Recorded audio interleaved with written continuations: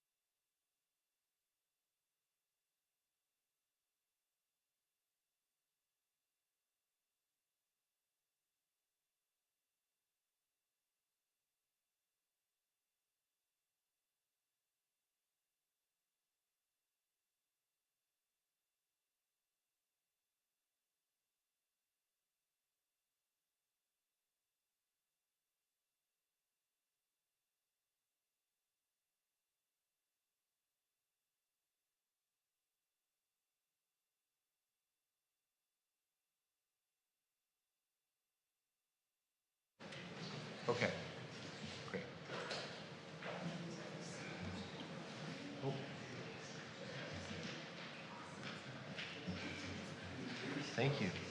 Is there a gavel? I just like the formality. You know what I mean?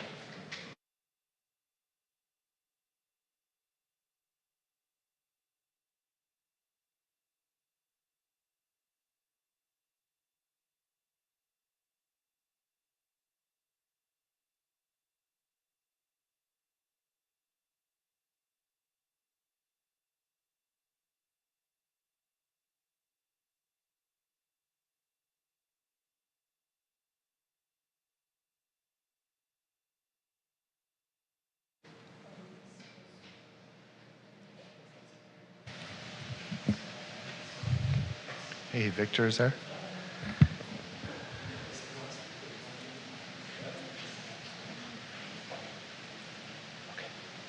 Yeah. All right, good evening, everyone. At this time, I'd like to call the meeting to order. Today is Thursday, May 14th, 2026, and this is a meeting of the Rent Stabilization Commission for the City of West Hollywood. We would like to begin by acknowledging that the land on which we gather, currently known as the City of West Hollywood, is the occupied, unceded, seized territory of the Gabrielino Tongva and Gabrielino Quiche peoples. At this time, I would like all those who are able to stand and recite the Pledge of Allegiance. I pledge allegiance to the flag of the United States of America and to the republic for which it stands, one nation, under God, indivisible, with liberty and justice for all. It's great to see a good audience tonight. We're going to start with our agenda with our roll call. Madam Secretary. Commissioner Bass? Here. Commissioner Copeland? Here. Commissioner Kerpes? Here.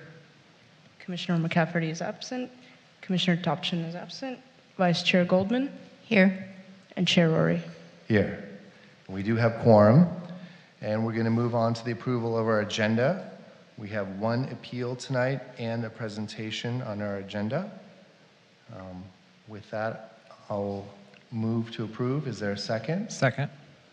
And a voice vote, all in favor, aye. Aye. Any opposed? That carries. Same process for the minutes. This was from our last meeting, April 23rd, 2026. I was not here, so I will be abstaining. I move to approve as presented. Second. A voice vote, all in favor? Aye. Noting the abstention, it carries. Abstention as well, please. Oh. I was also absent. Perfect, 2 abstentions. Still carries. Thank you, Commissioner Kerpes.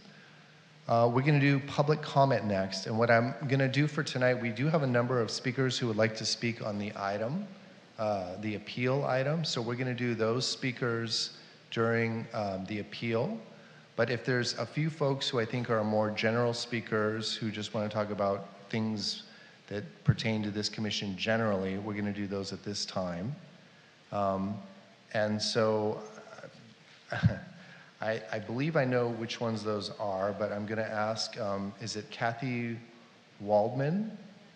If you would please come first. Do you have a general item? Yeah. You can come forward and you get 3 minutes to speak on your general item. And anyone else who's a general speaker, if they can just self-identify, perfect. And then you can come next and identify yourself at the mic. That'd be great. And then just your name, city of residence, and the closer the mic is, the more we hear you. Good evening, Chair Rory, Vice Chair Goldman, Commissioners, City staff. My name is Kathy Waldman. I'm a 30-year West Hollywood resident at 1219 Larrabee Street and a CES member. I am here to request that our situation be placed on your agenda for the next commission meeting.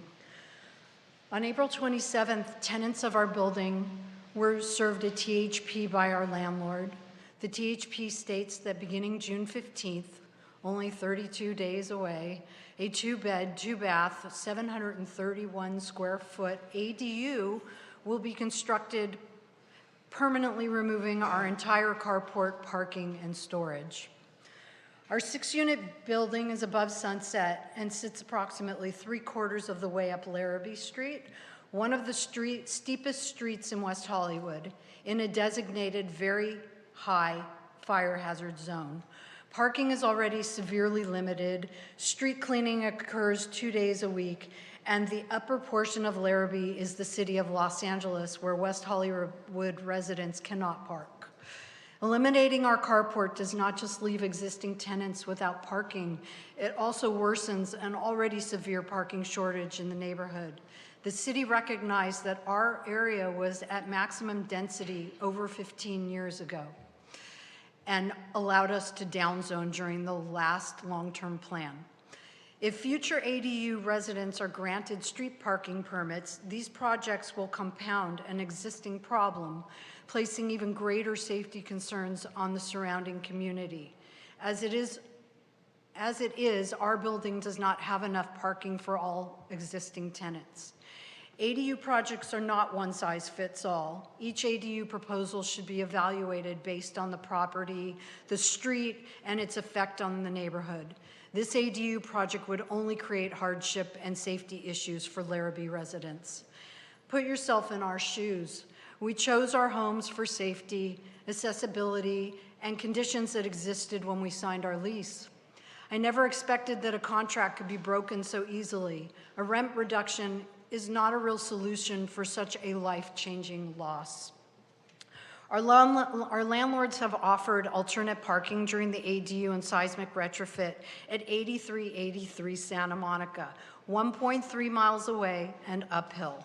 That is not a reasonable substitute, and it is not accessible for tenants with disabilities or mobility limitations. How will disability accommodations be addressed for people facing this situation who depend on parking close to home? We are asking the Commission to please place this item on the agenda for your next meeting so that the tenants of 1219 Larrabee can be heard before construction begins June 15th. Time is critical, and we want to follow the proper process to raise these concerns. I have documentation available, including the THP, and would be happy to provide any additional materials the Commission needs. Thank you for your time and for the work you do protecting West Hollywood residents. Thank you very much, Ms. Waldman.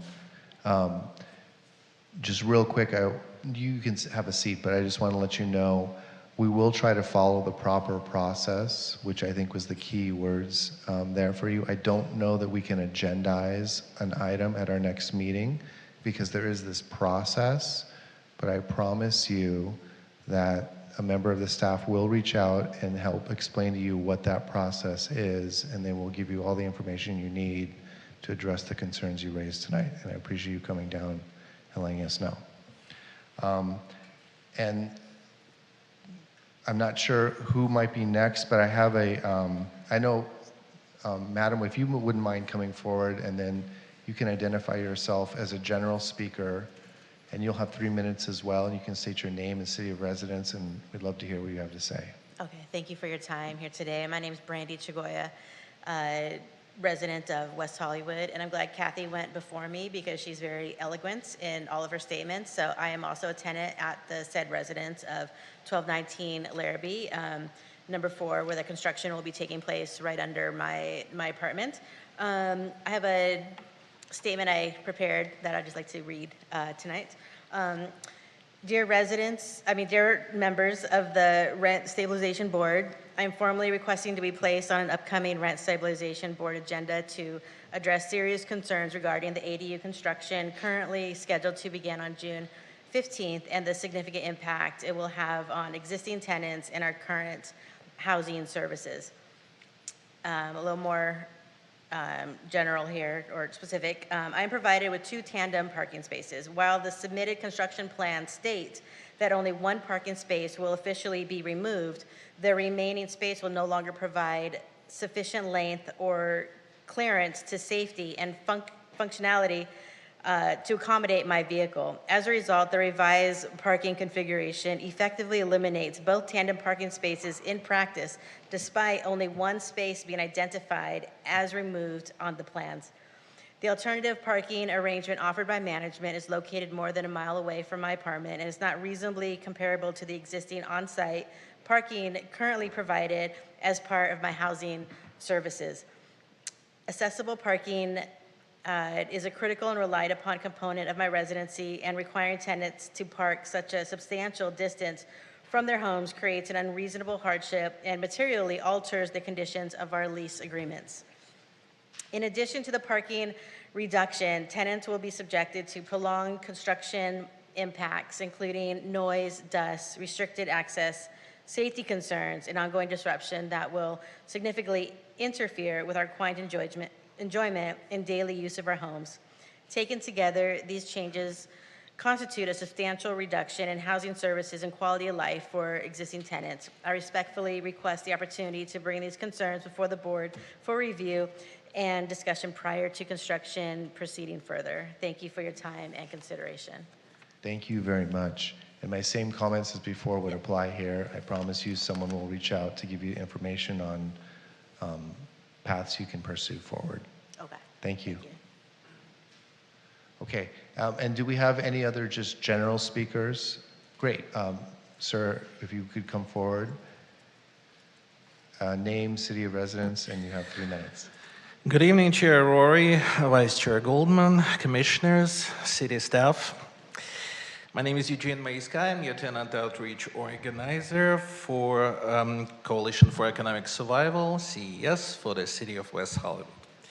Allow me to start by expressing my gratitude for the new Rent Stabilization Division leadership. And leadership is very responsive, and the style of leadership that we have right now is deserving of the city. So working in collaboration between CES and Rent Stabilization, we're actually now being able to resolve a lot of issues that we haven't been able to resolve before and work for the tenants' benefits. I'm here tonight to bring a couple of tenants' rights issues to your attention as a commission.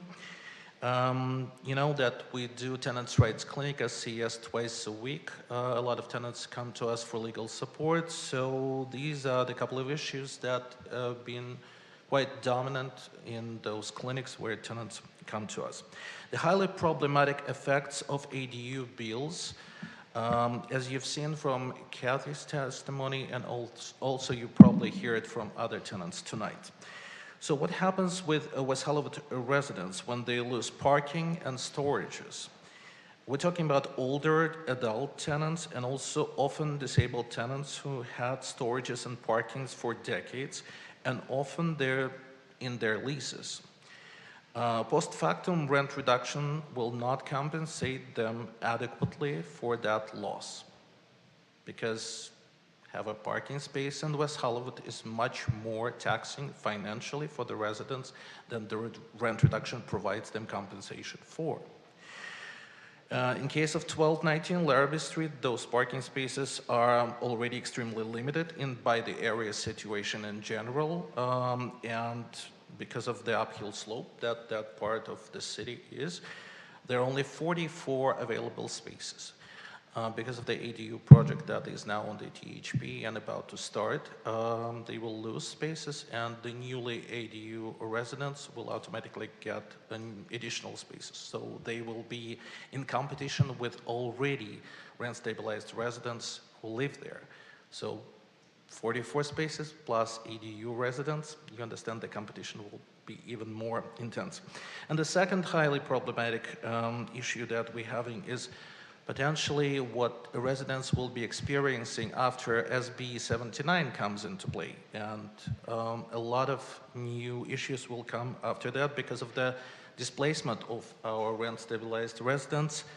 A lot of parking scarcity that already residents are experiencing, that's gonna be an issue.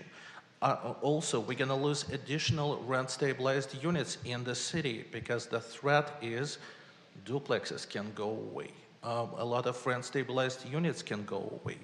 We need to address that, and we need to put in place protection for our rent-stabilized residents so they don't lose their RSO tenancies. That is We your need time. to think about of protections for them. Thank you so much, and thank you for your work. Thank you, Mr. Miskey.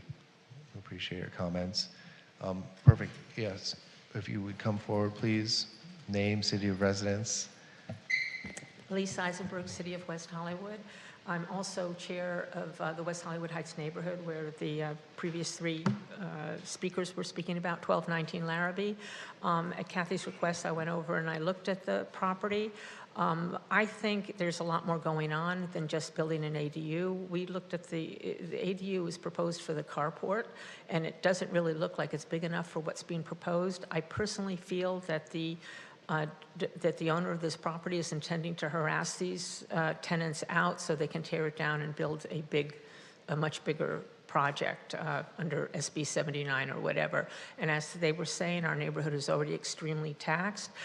During the city future plan for 2035 in 2011, West Hollywood supported down zoning our neighborhoods because we were already considered to be at maximum density. We are the most dense neighborhood in a very dense city. As you all probably know, West Hollywood is the 22nd most dense city in the entire United States, and is one of the most dense cities in California. And our neighborhood is the most dense. We have about 1,500 residents across 1,100 units on 5 city streets, the only little block of West Hollywood above Sunset. And as we said, we have extremely limited parking.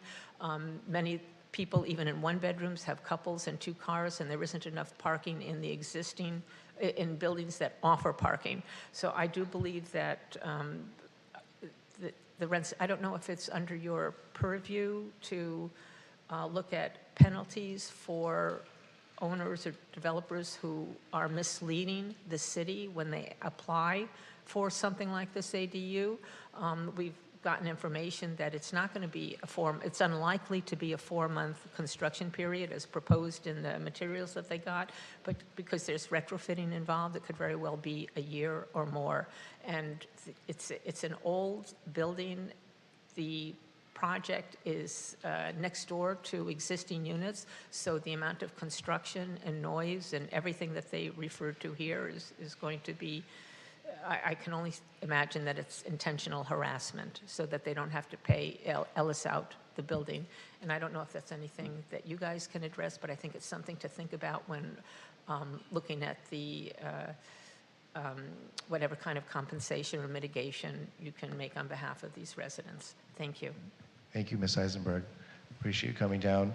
I will say that the city does not tolerate harassment against tenants, and if that is the case, I'm sure that city staff will be following up to provide the tenants with any information they may need to pursue such a claim.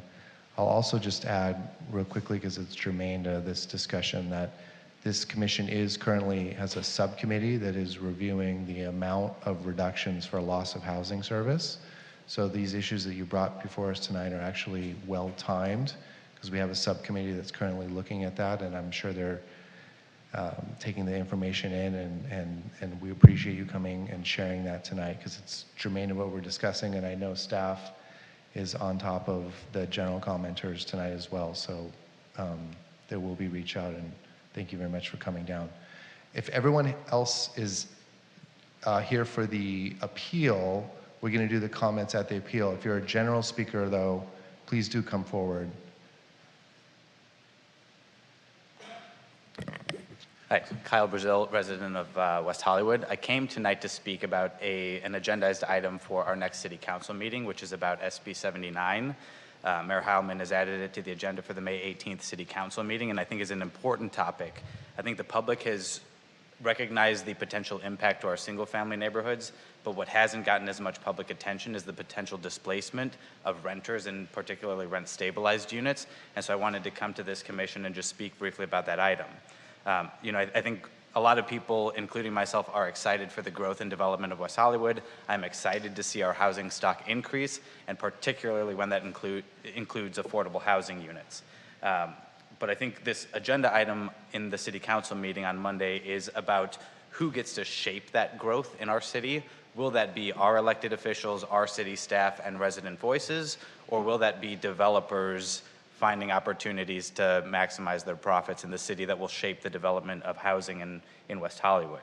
I think important to understand is SB 79, the law that is coming down, that is transit-oriented housing development, it creates certain protections for rent-stabilized units. Any buildings that have 3 or more rent-stabilized units will be exempt from that law's impacts.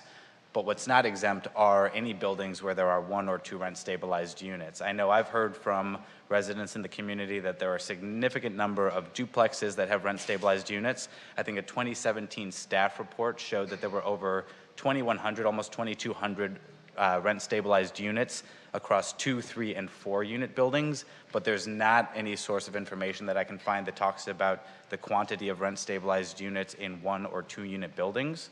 And so what I'd hope we're doing is quantifying the potential impact of this law on the shape and development of West Hollywood. At this meeting on Monday, again, I guess my call to action, what I'd hope to see is I'd encourage members of the public, members of this commission, staff, to speak to the issue, to advocate for taking ownership of developing our community, for proposing that staff come back with a transit-oriented development alternative plan, which is a mechanism that law provides cities with to shape development. You have to create the same amount of housing, so this isn't anti-housing, it's not anti-development. It just gives communities an opportunity to say where that development goes, so we can shape it around our commercial corridors, around areas where density makes more sense. And again, I think what I'd hope is just advocacy for thoughtful policy so that this housing growth and development benefits our community and benefits our residents rather than displaces them. So just wanted to come out and emphasize the importance of that agenda item on Monday. Thank you. Thank you, Mr. Brazil. Appreciate your time. Okay, I believe that concludes the general commenters. All right, very good. So now we're going to do our manager's report, and Ms. Rollins is going to lead us with that. Absolutely. Good evening, commissioners. For the record, my name is Leona Rollins. I'm the Housing Rent Stabilization Manager for the City of West Hollywood. And right now, we'll be taking a look at our look-ahead calendar. So for this evening, for our Rent Stabilization Commission meeting, we'll be hearing actually only one appeal, which is D-5077, and we'll also be having a presentation from the Human Services Division on their available resources and services. At our next scheduled meeting, scheduled for June 11th, we will have 2 appeals, the first one being D-5023, C-3, as well as D-5046, CD1, which are both compliance determination appeals. At our second meeting in June, on June 25th, we will have 2 appeals, one being a division initiative hearing, which is DIH-1311, as well as D-5043, which is also a compliance determination appeal. We will have several items scheduled for that evening as well, which includes a presentation regarding Assembly Bill 628. We will have information regarding our annual general adjustment, AGA, which dictates our annual rent increases. We'll be having a discussion regarding our updated relocation fees, as well as temporary relocation expense schedule. And then at our first meeting of the new fiscal year on July 9th, we will have 2 appeals as well, D-5098 and D-5069. And we will also be redoing our reorganization of the chair and vice chair. We'll be also doing the commission liaison appointments to other commission and advisory boards on that particular evening. And that is a look-ahead calendar for tonight. Thank you so much. Commissioner Bass. There, the light finally went on. Questions about the public comments tonight, and I don't expect you to have the answer, but just things I wanted to raise. In new construction, there's a restriction of new tenants, owners to have on-street parking. That is just a standard condition of development, and I'm wondering if that applies to these ADU developments as well. And the second question is about prosecution of landlords. It was raised by one of the speakers, and I'm just interested to how often the city does that, and if that's any sort of, if there's a reportable. Yes. Not suggesting it should happen here in any way. I'm not commenting on what happened tonight, but Yes. questions that came up in regard. Absolutely. So one thing to note in terms of your 2 inquiries, Commissioner Baz, for the first issue in terms of ADU developments, most ADU developments, as long as it falls under 749 square feet, are by right approvals. So there is no requirements in order for the property owner to provide parking, as long as there's street parking as an asset and also nearby transit. The particular ADU that's being proposed at 1219 North Larrabee Avenue is coming in at 735 square feet for a 2-bedroom, 2-bath. So that was automatically by right. There was no hearing, there was no discussion at Planning Commission. It is automatically approved as long as it meets our standards and regulations outlined in our municipal code. In terms of the tenant harassment, one thing to note about our tenant harassment ordinance, we work very closely with our city prosecutor, Jim Eckert, and his law firm. And essentially, we have to understand is that when there are violations of our tenant harassment ordinance, those usually have to rise to the level of criminal prosecution. Meaning that there has to be a substantial amount of evidence showing that they had ill intent in engaging in those illegal practices in terms of harassment. In other situations where it doesn't rise to the occasion of criminal prosecution, there are civil remedies that we can pursue at the city level and also make recommendation and advisement to tenants being negatively impacted by tenant harassment. So it just really depends on the case at hand. One thing I can note is for the residents at 1219 North Larrabee, me and our commission secretary did do a site visit at that property yesterday, and we are scheduled to meet with several of those tenants tomorrow afternoon to kind of recommend and guide them based on our current regulation on how they can move forward with their concerns. Thank you. You had a lot more information at your fingertips than I was anticipating. I thought it would be a conversation later, but thank you so much. You're welcome anytime. Yeah, that was a great response. Are there any other questions for staff at this time? Oh, is there another, what's the speaker on? On agenda item number 7. Okay. So does someone want to speak on the manager's report? Mr. Olmachenko, or please come forward.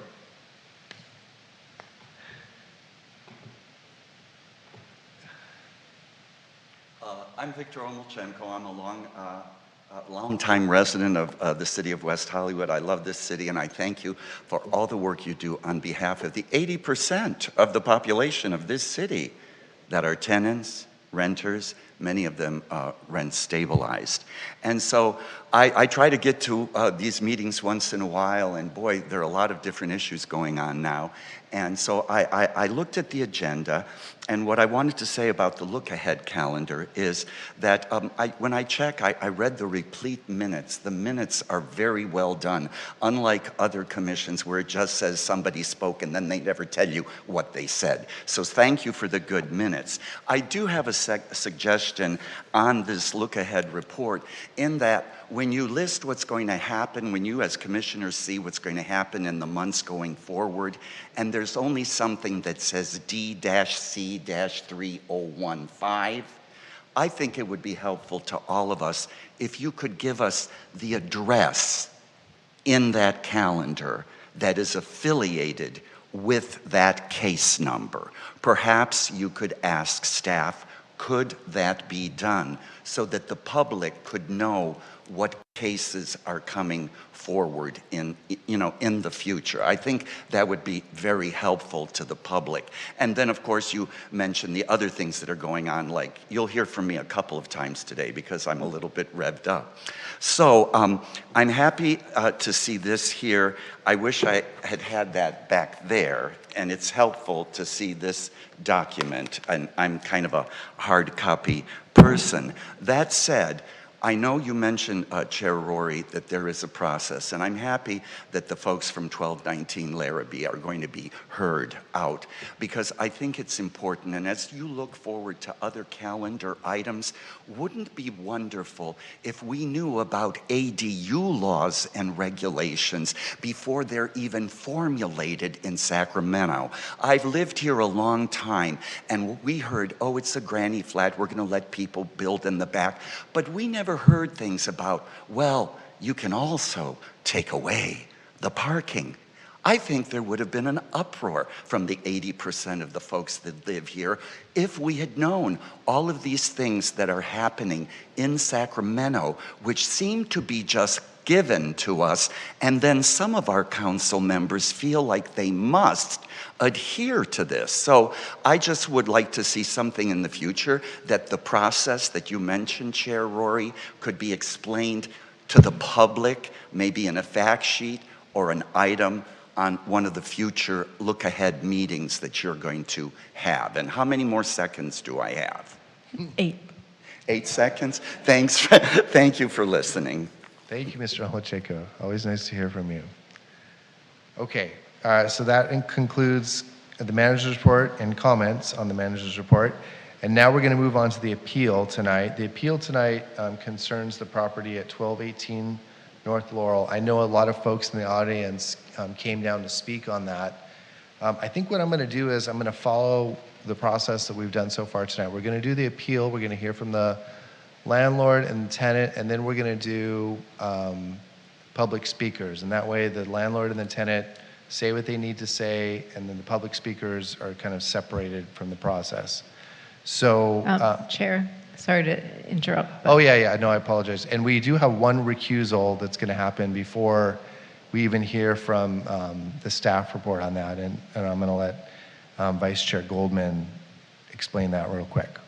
Yeah, so I am recusing myself from this case due to a personal conflict, so I will not be participating in the hearing.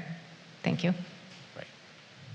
So Vice Chair is just going to recuse herself. She's going to go into the conference room, and it's going to be the remaining commissioners who are going to hear the appeal and the comments thereon. And we're going to start with a report from legal counsel, and then we're going to go to the tenant, who's the appellant. Okay, thank you. Yeah. Good evening, Chair, honorable members of the Commission.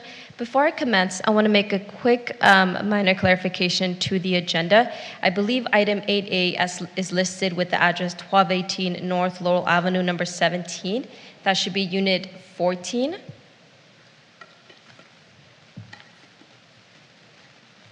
Back to my report. My name is Natalie Camarena, and I'll be serving as the attorney for the Commission this evening. Item 8A on today's agenda concerns an appeal by the tenant to a hearing examiner decision for property located at 1218 North Lowell Avenue, unit number 14 in the city of West Hollywood. The application was filed on September 3, 2025 by tenant John Larson, who filed a rent decrease application in connection with various common area issues. These issues include cleaning the building and courtyard, remediate presence of pests, flies, spiders, gnats, and roaches, clean the pool, trim trees in the courtyard that are encroaching onto the balcony, repair fencing near back of property, repaint banisters, railings, and parking area, repair sidewalk and common area cement, and burned out bulbs and timer for building at dark, my apologies. The application was heard on October 23, 2025 via video conference pursuant to the tenant's request. A decision was issued on March 11, 2026, and the findings are as follows. First, that the application is void for failure to abide by Regulation 60002 Subdivision C, for failure to timely issue a 30-day notice to the landlord of the conditions raised in the application.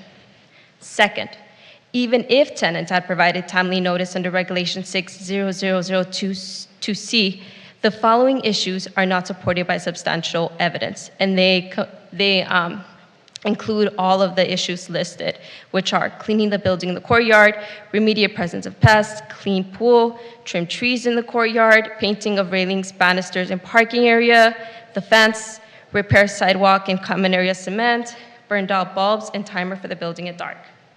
And then secondly, the following issues are similarly not supported by substantial evidence, and they were amongst that first bucket of items that I mentioned. But even if they were, there is substantial evidence to show that they were remediated prior to the hearing date and prior to for which a remediation could be granted under the regulations. And these are twofold: the fence and the painting of the railings, banisters, and parking area. Accordingly, no rent reduction was granted to the tenant under the original hearing examiner decision. On appeal, tenant asserts that the decision is clearly in error and is not reasonably supported by the findings or evidence in the hearing record. The appeal application also appears to raise a new issue when it states that there is no on-site manager.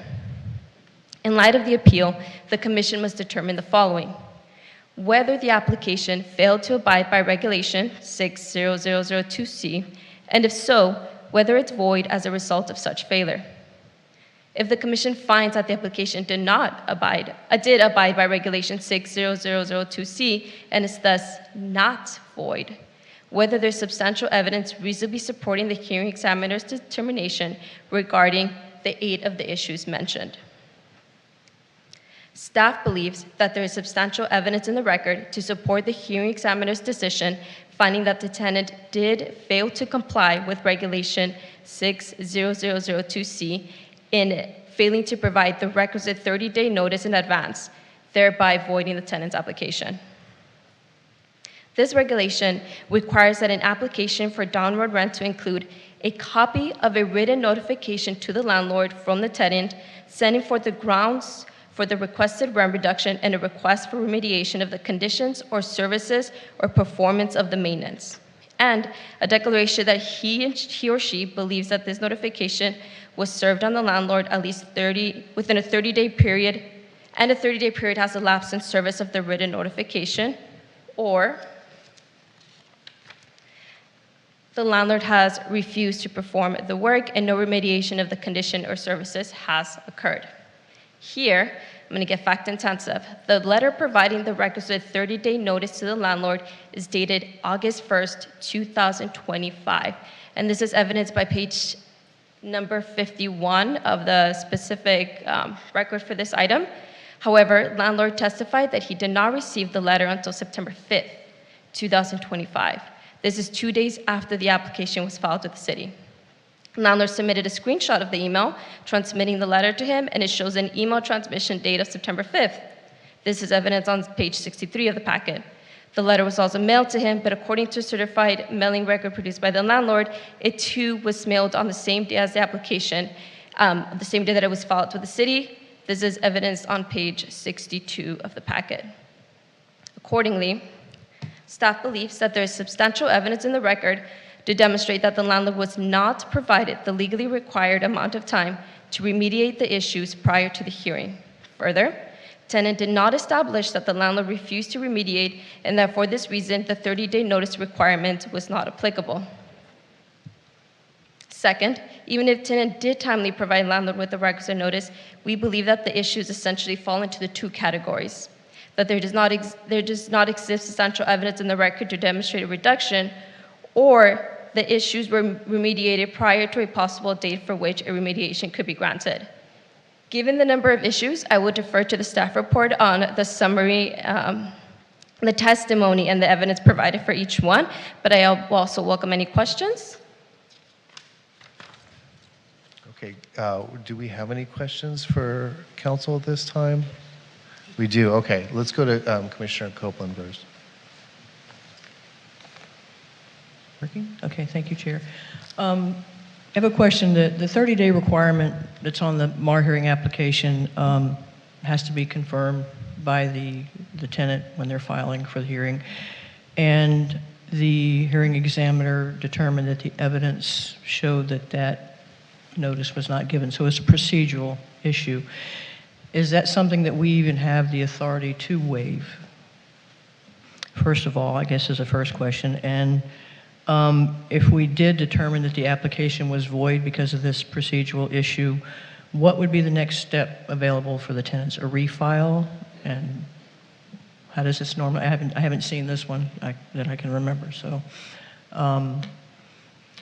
so it's sort of a hypothetical thing. The hearing examiner is basically saying this application is void because of this procedural timing issue. However, if we were to find it would be, the evidence is insufficient anyway for the other items.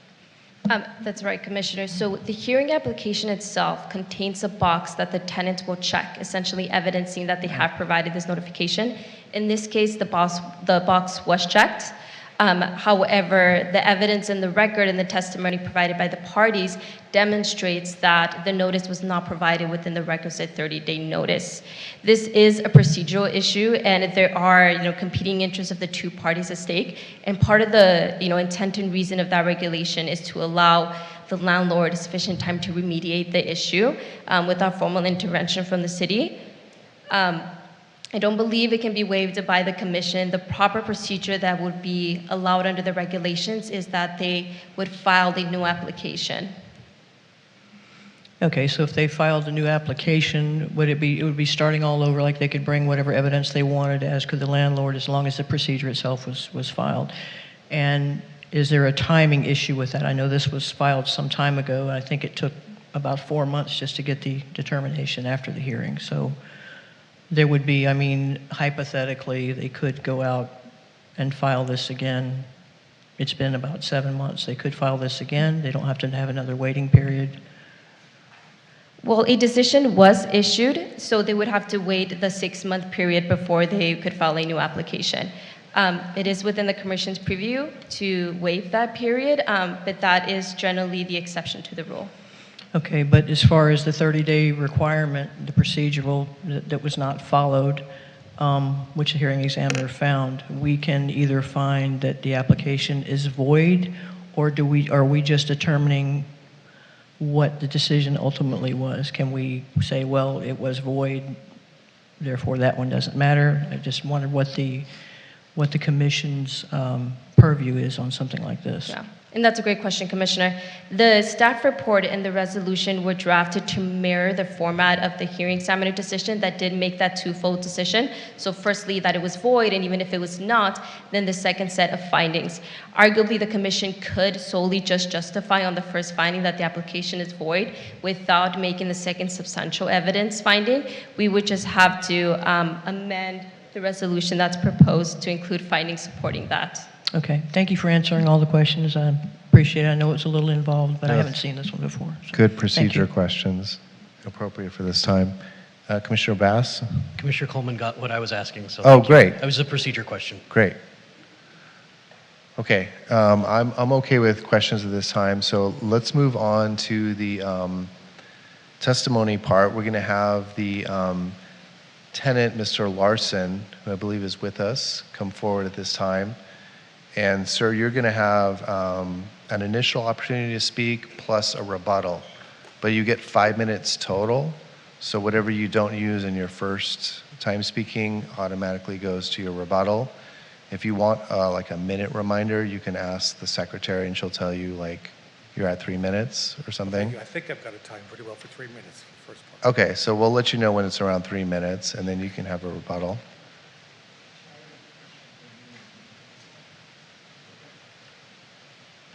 I have a question for you and legal counsel.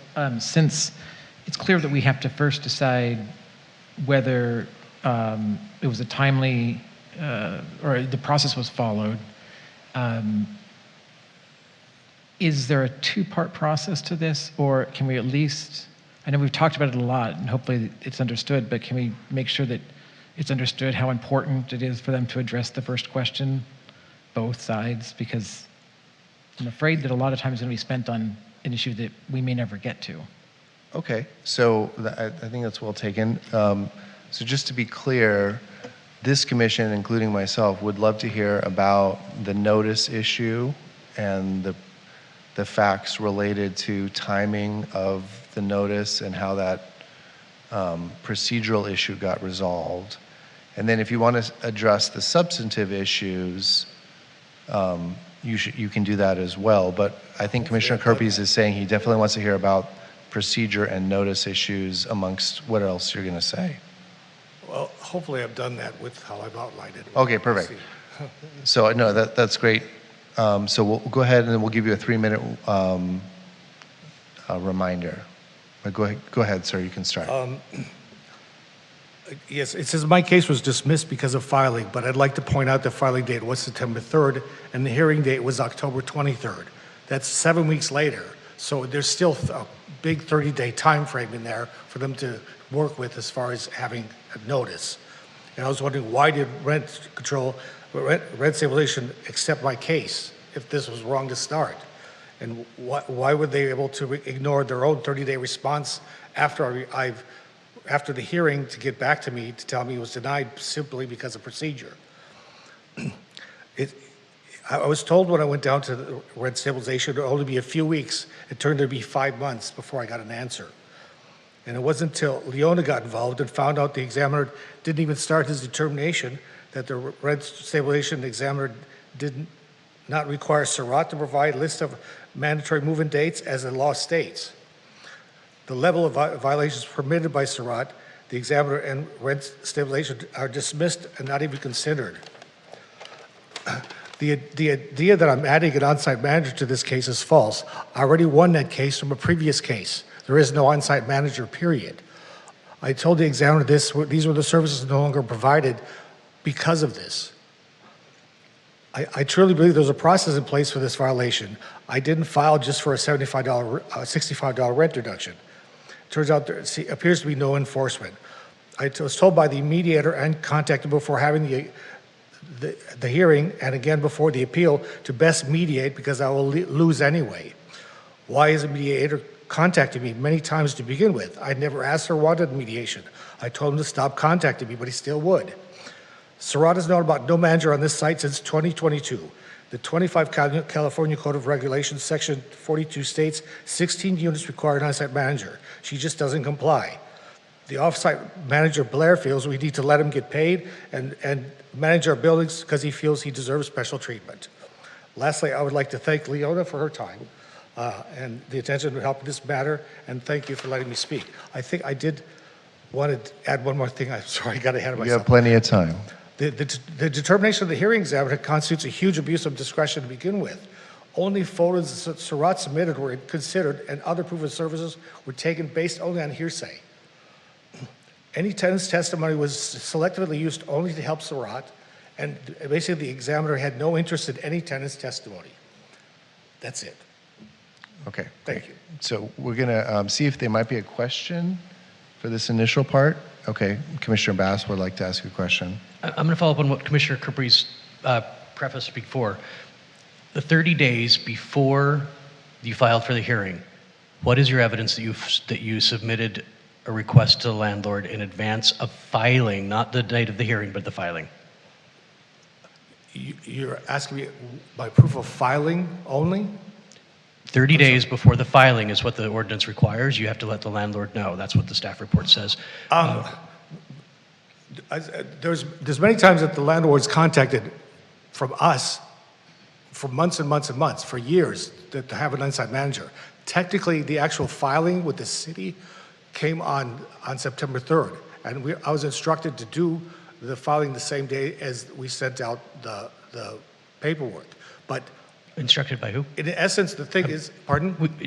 I just want to get to the point. I was Instructed just by given who? wrong information by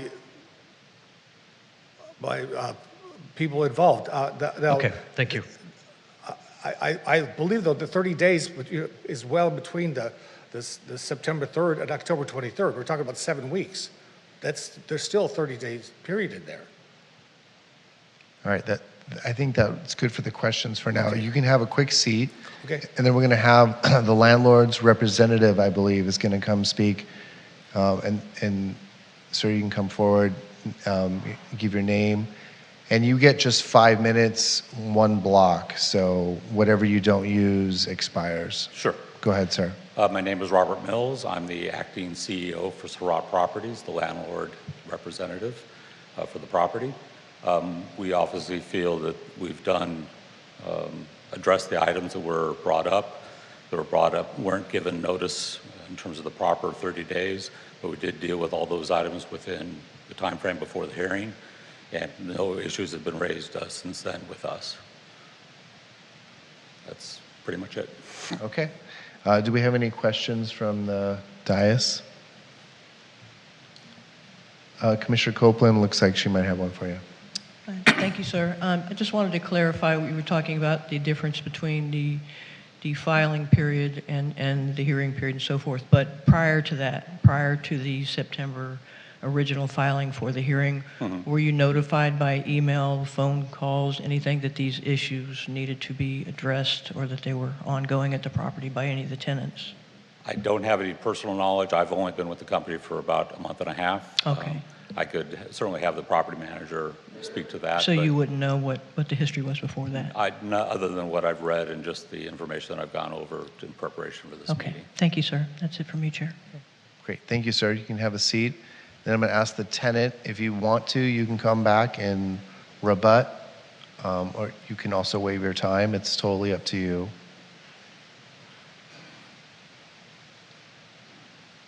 And Madam Secretary, could you tell him about how much time he has left? Yeah, you have 2 minutes and 30 seconds. I think my biggest cases is we need an on-site manager, but we've been trying for years. And I don't know why this is such a huge issue. I mean, all these services that claim are being done, they're not. I mean, I've talked to Blair myself.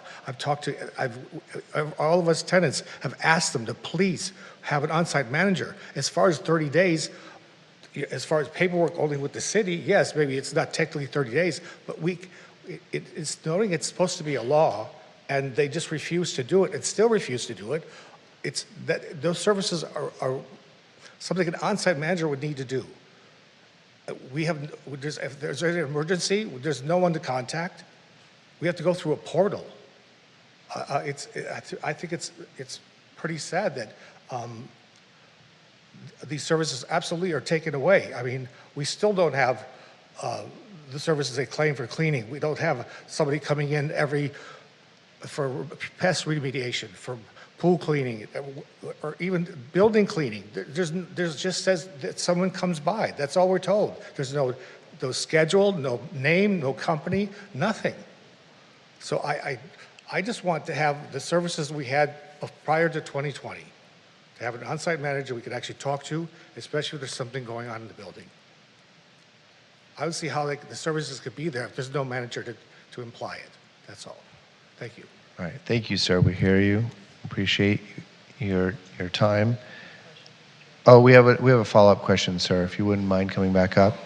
That's my bad. I should have questioned. Okay, go ahead, Commissioner Copeland. Thank you, Chair. Thank you, sir. It's sort of on the same question I had before. You mentioned a portal and that there is no on-site manager to go through as far as issues. So how were these issues brought to their attention? Is there someone that you email or that you call? Or what do you do if you do not have an on-site manager? How do you contact them about these issues?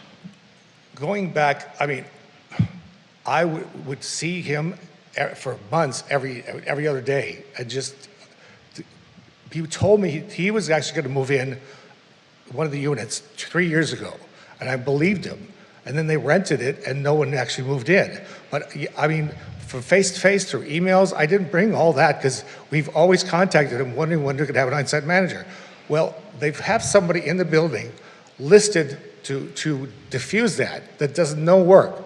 They pay this person X amount, like $100 a month. So what's just the to say he's an process, on-site manager. or what was the process prior to the hearing that if, say there's an issue going on with your apartment or with the property, how do you make that contact and who would you make that contact to about any issues? You could call a phone number. I think there's a phone number there's nothing posted that shows when there's somebody at the building. You have to call a number for an off-site manager to get back to you. Okay. Or go through a portal. And the portal is like you email or request service type thing? It's really for individual apartments. It's not for like the service area. Okay. Yeah, it's just like if you have something wrong with your apartment, but the regular binning, the garbage, anybody comes in, for the city, whatever, they have no one to go to because there's no listing of who the manager is. There's nothing posted on the property as far as you can. Not on the outside. There's nothing on the entrance for you to call even. Okay. All right. Thank you, sir. Appreciate you coming back up. Thank you very Chair. much. Thank you. You bet. Okay, thank you, sir. I think we're good on questions. Okay, that's it. Yeah, this time for real. Appreciate you. Okay, so now we're going to move on to public speakers for this particular item. And I do have some speaker request forms, and I know folks have been waiting. So I'm going to call the following folks up in the following order. You'll each get 3 minutes to speak. And we have some more coming in, so they'll be added to the back. But I'm going to start with Miss Kathy Foti, and then followed by Mr. Brennan Foti.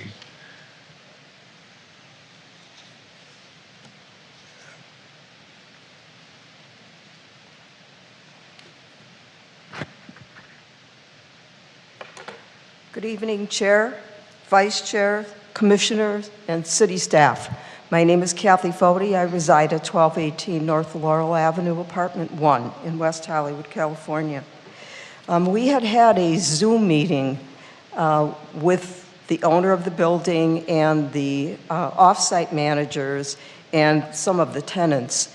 And there was someone that took minutes for that meeting and put them in a document, and then we all got a copy of that document. And I just wanted to make note of some of the things that were in that document. We were told that Andre would be our on-site manager, and that if we had any issues, we were to, let me back up. I had asked if I could get a copy of the job description for the on-site manager. And I was told that Andre was the on-site manager, and that if we had any issues, we were to knock on his door and tell him what was wrong, and then he would call Blair and tell him that this tenant had a problem and it needed to be looked at. Excuse me. And what happens is that the hours that are posted for the on-site manager are 12 to 4. So if you have an issue before 12 or after 4, it's up to the tenant themselves to contact Blair via a phone call or an email to try and take care of those issues. So I guess in retrospect, I guess we're all on-site managers because each tenant is expected to do that. However, there have been instances where there have been vendors coming to the apartment complex to do a variety of things like plumbing or electrical work and dropping off a new washer and dryer, service maintenance, and there is no one there, on-site manager, to greet those people. And because I live in apartment 1 and I'm retired and I'm there all the time, I hear them rattling at the gate, and so I take it upon myself to go out and say, "Can I help you?" And I give them the 3rd degree because I don't want to let just anybody in the complex. So then I end up letting them in, and then they say, "Would you have keys that you could let us into the laundry room because we're delivering new laundry, washer and dryer?" Then I have to go and look for someone who has a key if I don't know where I put mine. So I guess I'm just saying that as far as an on-site manager, I really don't know what his duties consist of, and I think all of us are kind of left on our own. Part of the issues on the statement that we got were regarding the pool. And they say that the pool is cleaned on a regular basis. I guess I take issue with the word clean, because when the pool gentleman comes, and he does come on a regular basis, but he skims the pool. That is your time. Oh, no, really? Yeah, I'm sorry, it goes quick, it's the 3 minutes, but I think we got a good sense for what you were offering.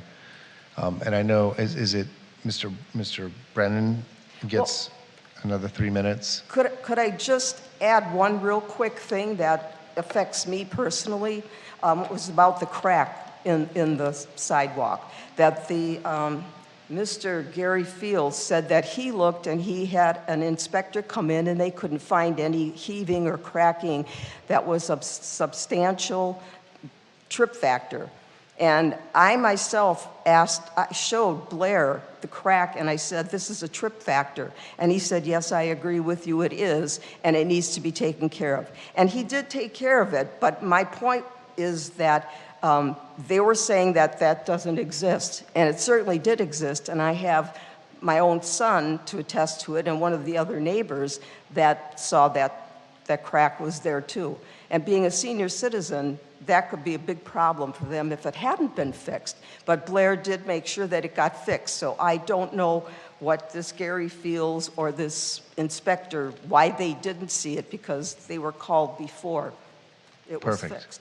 So thank you so very much for letting me add that in. I do appreciate it. And No problem. I think you introduced our next speaker, so okay, no problem. I'll let you take the Thank you, mic honorable there. council members and staff. I am here, I'm Brennan Fody, I live at 1218 North Laurel Avenue.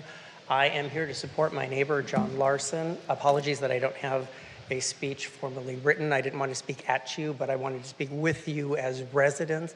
I think everyone probably has lived in an apartment at one point or another. I have been at the residence for almost 20 years. I've seen several management turnovers, and I think that we've just become accustomed to there is an on-site manager, and it's like saying, I can see a Botticelli and I can see Penthouse. I know what's art and I know what's pornography. When you look at an on-site manager, you know that I can go to their apartment and I can say, "Hey, my kitchen sink is plugged, it's clogged. I need a plumber out here immediately." Now the factors have changed, and I know that two people can witness an event and each of those people will have different perspectives of what actually happened. So just knowing that Andre is listed as the apartment manager. The on-site manager is, yes, he lives there and he will take a request, but then he will pass it along to Blair. So recently this week, Blair was very nice to contact me to say, where is your rent check? I normally pay that by the third or the first weekend. I did put it in on a Monday. Something happened. I don't know what it is, but Blair and I had been going back and forth via email. He was like, well, when did you put it? Are you sure you put it? Is it in there? And I was like, yes, I know that I put it in there. I ultimately had to say, can you please just have Andre, the on-site manager, go down and check? To which then Blair responded, oh, Andre did go down and check. And yes, it was in there. So it is not Blair's responsibility to make sure that I deposit my check on time. It is my responsibility. It is not my responsibility to make sure that they get it because I placed it in the box. If there really was an on-site manager, Andre would have said to me, hey, Brendan, I collected the rent checks. You have been paying for 17 years on time. I didn't get yours. Did you forget? Did it get misplaced? And it could have been resolved much quicker than the 11th when everything is due by the 5th. So in support of John and the rest of the residents, we're not understanding how we have these services where there was someone in an apartment that we could go and we could knock on the door and it was taken care of immediately. Now with Andre, I will text Andre, or if I'm having a serious issue like a clogged sink, I will contact Blair. Yes, it does get done. Does it get done immediately? No, it doesn't. There's oftentimes we couldn't get the plumber, they're not available, we'll come the next day. It does get taken care of. However, it's not in a timely fashion, as if someone was there and I could walk to their door and say, hey, this is a problem. If my mother gets locked out because the call box was down, someone would be there on site to let her in, not have her stand outside for 25 minutes of her screaming until a neighbor finally was like, oh. So again, I think there's some miscommunication and misunderstanding. Thank you very much for your time. Thank you, sir. I'll call our next three speakers. We're going to start with Ms. Danielle Montavano, followed by Mr. Michael Kramer, and then finally Mr. Omachenko. Okay, hi, my name is Danielle Montavano. Good evening, Chair Rory, commissioners, and city staff. My name is Danielle. I'm a 25-year resident of West Hollywood. I'm a CES member, and we have a tenants association at our building established through CES in Eugene, May-Sky. I know we were talking about procedure. On October 23rd, 2025, John had his rent adjustment hearing, but he did not receive a decision within 30 days. He received his decision on March 11th, 2026. So that's almost 5 months later. So what about that procedure? This was only to have his application denied by the hearing examiner. There was no explanation also in those 5 months as to why he hadn't been given an answer. So the hearing was about basic housekeeping of the property in regard to health and safety, such as cleaning debris from the stairways, trees that are overgrown, touching the building, touching our balconies, which cause an infestation of gnats and spider webs. The hearing examiner's answer on this issue, for example, was that the tenant did not prefer evidence demonstrating a health nor other codes that were violated. So I lived here 25 years, as I said. Since when do tenants have to prove code violations? And why are we suddenly putting the burden of proof on the tenants? The hearing examiner gave these many unwarranted explanations so in the answers. So I just wanted you to take that into consideration, why the hearing examiner took so long. Some of the answers that he gave, I understand it was procedural. He's saying that it's all about John not giving evidence in time to the owner. But again, the procedure was for John to get an answer in 30 days. Maybe if they had told him in 30 days, then he would have refiled. I don't know. But some of the answers not being supported by substantial evidence by the hearing examiner, I just think some of them are stipulations and just ridiculous answers. So I don't know what that whole thing was about, but it's very muddy as to why the hearing examiner gave the answers that he did. Thank you. Thank you, Ms. Montavano. Mr. Kramer?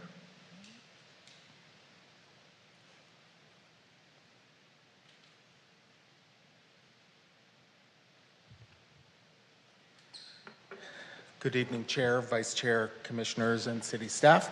My name is Michael Kramer. I'm a 25-year resident of West Hollywood and of 1218 North Laurel Avenue. I'm here mostly in support of my fellow tenants, and I don't know anything about the timing of the submission for the problems that we've been having at the building. Being at the building as long as I have, as Brendan stated, I've seen building owners come and go. I've seen managers come and go. We've had a history, unfortunately, of some kind of shady things where the building manager moved out but didn't tell anyone and sublet her apartment, and then going without for a long time, and then having a resident named as the building manager when he did tell people within the building that he wasn't really the building manager but an assistant, and everything should go towards this off-site manager, Blair, who people have referred to. And mostly the thing that they refer people back to is that there's a portal that each tenant can address their problems with. And I just think that I know I personally last December had an issue with a flood in my apartment, water just spewing up out of my sink, and I couldn't get an answer from anyone. It was during the day, but I did finally contact Blair, and he told me that I would have to wait till the next day for a plumber. So there was no remediation or anything done. I had to clean up 1 inch of water in my kitchen and ask my neighbor to stop using his sink, and eventually a plumber did come the next day to clean the drain. But I think the general feeling is that the building only does things when they're forced to. It's not a general upkeep of the building, and they address things when they're forced to, when things come to that. So that's pretty much all I have to say. Thank you, Mr. Kramer. All right, thank you so Appreciate much. your time. Lastly, we're going to hear from Mr. Omachenko.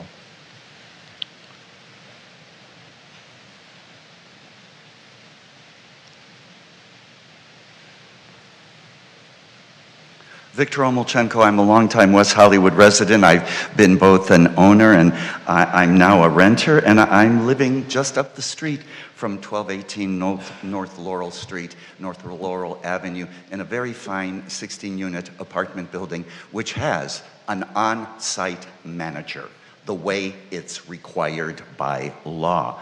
I'm here today because my neighbors are living in a building that has fallen into a state of disarray, not because of tenant neglect, but because of a systemic failure in management oversight. Specifically, this building is operating in violation of the safety and management standards required for a complex of this size. And the core issue is this ghost manager, because under California Code of Regulations 25, Section 42, any building with 16 units or more is required to have a responsible person residing on site. This isn't a suggestion, it's a requirement.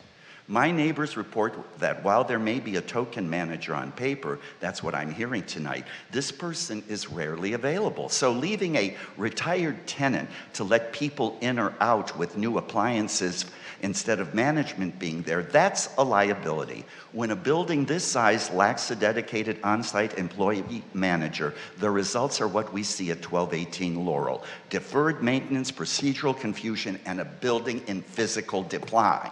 Is that what our city stands for? Relying on an independent contractor who doesn't live there or a resident who isn't empowered as a formal employee is a shortcut that hurts the neighborhood. And we often talk about stabilization in terms of dollars, but it is also about the service the rent is supposed to provide. If the owner is not providing a legally mandated full-time on-site manager, they are effectively reducing services while the building's habitability suffers.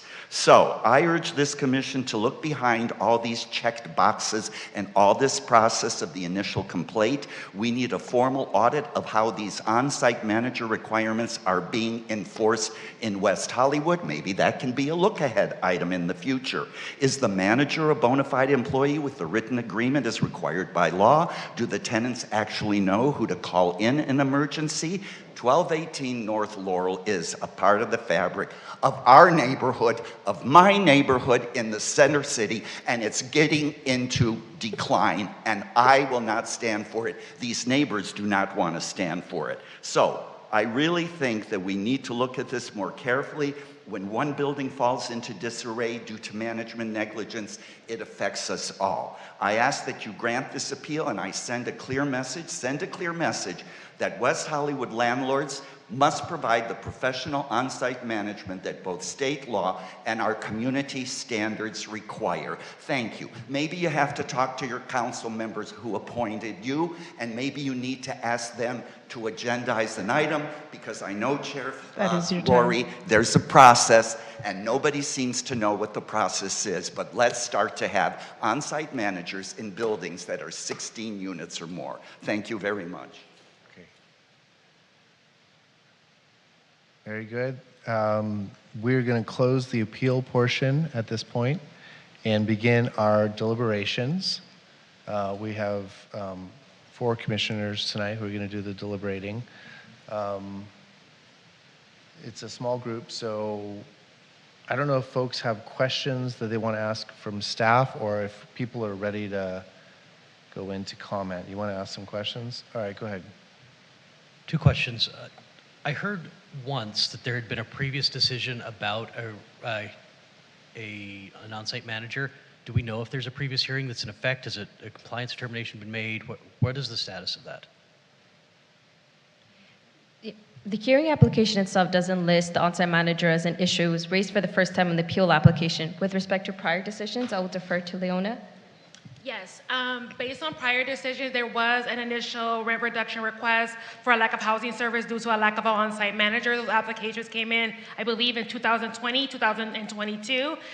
It was not a part of this particular hearing application request. They was not specifically mentioned about the on-site manager, but there was testimony on the record that was discussed by several by John Larson as well as several other tenants that indicated that there is not an on-site manager. And in response, as a follow-up to that actual hearing that took place in October, the property owner or their affiliates did submit documentation to the city indicating that there was a current tenant at the property under the name, I believe, Andre, that is now serving as the quote-unquote on-site manager at the residence. So is that was a compliance determination for 2020, or is that one still being? So as of right now, there has been documentation that has been submitted indicating that they're on-site manager. However, there has not been a compliance determination provided to the city on behalf of the landlord or their affiliates. Thank you.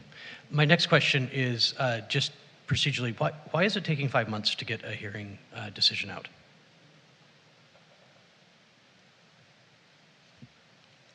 I'm going to be honest and frank with you. There were some challenges that the Stabilization Division was facing last year with several of our external hearing examiners.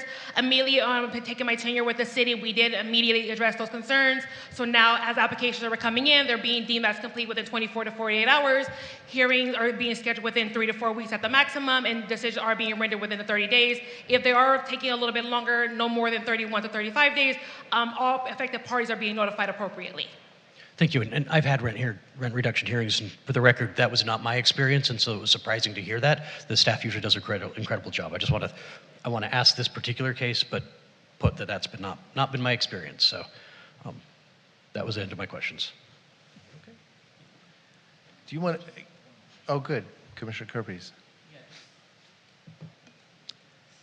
Just for kind of a public education, can you kind of give us why it's important that notice be given prior to, because I think that there's some confusion tonight about when they submitted the form for this request, you do have to send something to your landlord at that time as well, right? To notify them that you're applying for this or you're asking for this. But why is it important that we notify the landlord the 30 days before in writing? Thank you for that question, Commissioner. with every appeal, there's two opposing sides in the interest of two parties at stake, the tenant and the landlord. And the reasoning behind that 30-day period is to allow the landlord a period of time to remediate the issues without the necessity of filing a formal application. Now, there is a specific exception in that rule that provides that, if there's evidence or the tenant demonstrates that the landlord has refused to remediate the issues, then that 30-day period wouldn't apply. Here, the tenant didn't proffer evidence to demonstrate that. Again, there are two competing interests at stake. So there's also the concern with regards to due process. In addition to that, in the application where the letter was attached providing the notice, at the very end of it, there is a statement with regards to formally providing the 30-day notice under the city's RSO. So it seems, based on the language of the letter, that there was an awareness of the rule despite the failure to comply with that period. Thank you. Commissioner Kerpes, would you mind giving your preliminary thoughts? And then I was going to ask you, Commissioner Bass, if you would follow, and then Commissioner Copeland. Sure, thank you.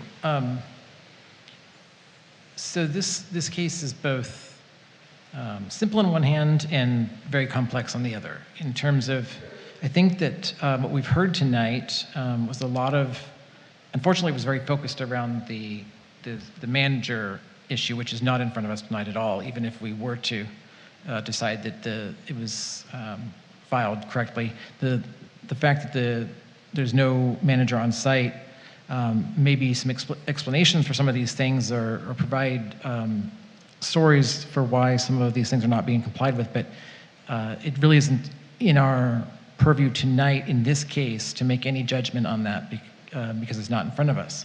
But it does sound like something needs to be done, and you need to contact City Hall and make sure that that has been addressed. I think that the problem I have is, even if we were to take what what the tenant said about, well, it was like 35 days or 40 days from the time that we filed for the hearing and the time the hearing occurred, that still puts us and the hearing examiner in a difficult position, because then we don't have a start date according to the code when, let's say they agreed with you on everything and said, yep, you deserve a rent reduction. There would be no start date for them to go back to, because we don't know when this started. All of your complaints were prior to the date that you submitted for the request for the withdrawal. The hearing examiner makes his decision based upon all of that evidence, but there's no date for us to go back to. The code gives us a specific date when we go back to the rent reduction, and it's non-existent in a case where we don't have a letter that tells the landlord, these are the things I need you to fix, X, Y, and Z. 30 days go by, that doesn't happen. That's a really important aspect, and also just fairness. I mean, we all have to tell our landlords when there's something wrong, otherwise they won't know, and they do get some time to fix them. So I hope you can understand why I personally don't feel that we can move forward on anything else other than the first question of whether this was in compliance or not. There are ways, if you believe that you still deserve a rent reduction based upon lack of services or reduction in services, you can still go through that process. I know it's going to feel like a repeat, but maybe along the way you learned a couple things, like maybe we can bring some emails or we can bring some evidence in, because when it comes to the burden of proof, when you're asking for a rent reduction, it is the burden of proof on the tenant to show that they've received the reduction in services, so that the tenant or the hearing examiner can then justify giving the reduction. And it sounded like there was a lot of testimony, a lot of individual testimony, but not a lot of actual evidence, and the landlord had evidence. I mean, a receipt or two here, or I employed this guy and here's the weekly receipt. That's what was in the file tonight that I read. So that's where I'm at. I think you guys are in a tough situation, and I think that there's ways to resolve it, but in this case, We just don't have a start date. I'm sorry. But I do want to hear what everyone else has to say. Commissioner Bass. Yeah, I'm not far off from where you're at, Commissioner Kirpies. In one of the really great things about local government like this is that we can have these conversations and we can be in person and actually deliberate these issues with residents of the city, a lot of us renters as well. But part of the problem is also there's a lot of just procedure, and sometimes we find ourselves very frustrated with if a box wasn't checked. I mean, there was a hearing not too long ago where a box wasn't checked and had some real issues with that. In this one, I think it's pretty clear. The letter, although it has a date of August 1st, the postage stamp has a date of September 3rd, and the USPS reports that that is the day that the postage was purchased, which tells me that it wasn't mailed until that date. It's not like it was the later one, in addition to the landlord's evidence that it was delivered on the 5th. That alone wouldn't probably be enough to persuade me because the post office takes a long time to deliver things sometimes, but the date that it was purchased is pretty clear evidence to me. And then when I asked the tenant for evidence on when this notice was delivered in advance, there was nothing provided to the hearing examiner, and the argument was that, well, there was 30 days between the application and the hearing, but the ordinance requires it to be 30 days before the application.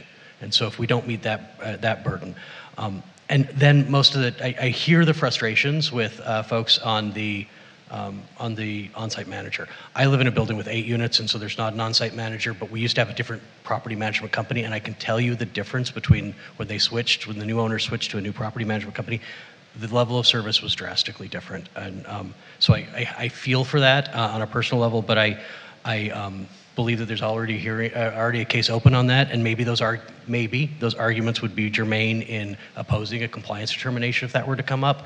But that's a conversation for another day, and I make no determination on that.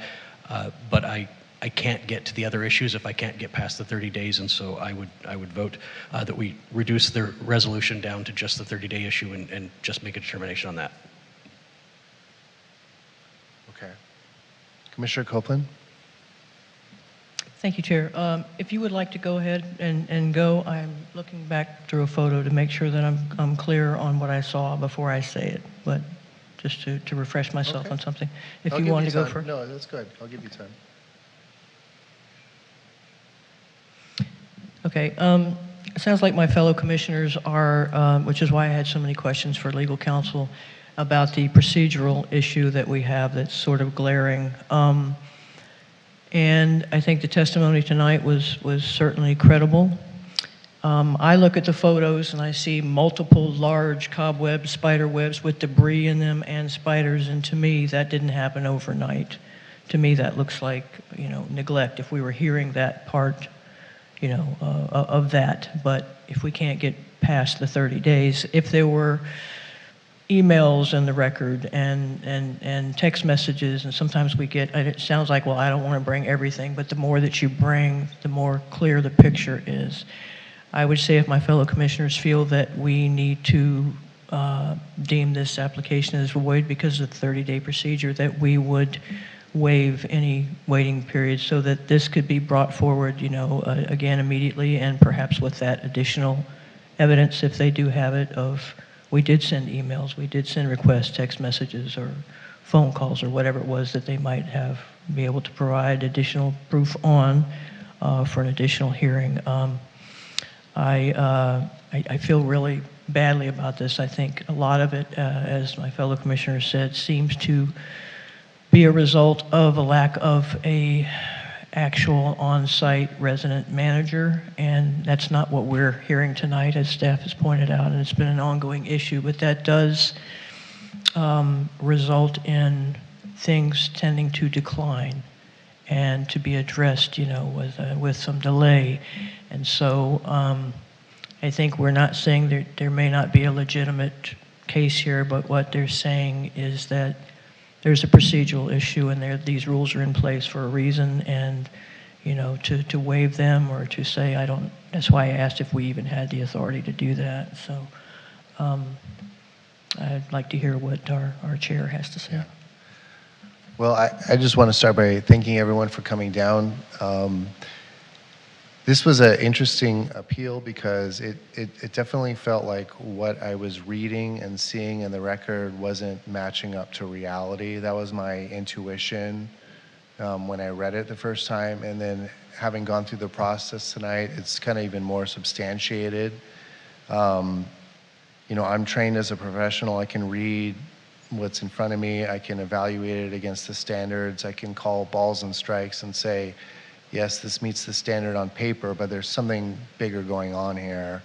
And clearly there is something bigger going on here. And I would hope that the landlord's representative, who seemed like a very nice gentleman, was listening to all of this tonight, and that, you know, his principal is listening as well, and that real action is going to be taken to address what's bubbling under the surface here, because we're kind of tied on the surface level issues, but there's a lot more happening underneath.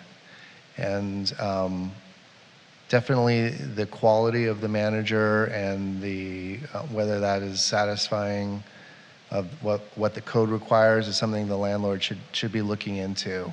And 100% I'm in agreement with providing the applicant or the tenants in this building the opportunity to raise that issue tomorrow if they want to, because normally we have these issues about if you raise an appeal and there's a ruling, you have to wait 6 months until after to refile. But this is so muddy. I think one of the speakers tonight used that word, and I was like, that's the perfect word for all this. It's very muddy, and clearly there's things forcing the mud to bubble up, and so I really hope that gets resolved. And I also got the feeling tonight, in listening to the speakers, that there is some sort of genuine appetite by the landlord to address the issues. You know, I'm hearing that some sort of laundry facility did get delivered, and I'm hearing that the crack in front of the building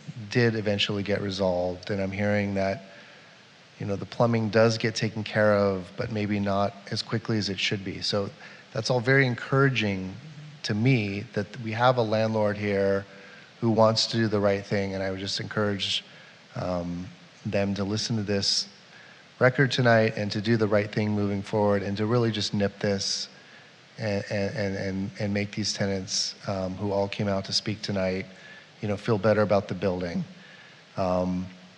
This is a service issue. In my world, it's called service. Before you file anything with a court of law, you are required to serve your adversary. It's just the most basic fundamental rule that you have to follow. And if you don't serve your adversary before you file, there are consequences. I will say, you know, if I was ruling from an equitable perspective tonight, the consequences, the lack of notice here seems de minimis because of the timing.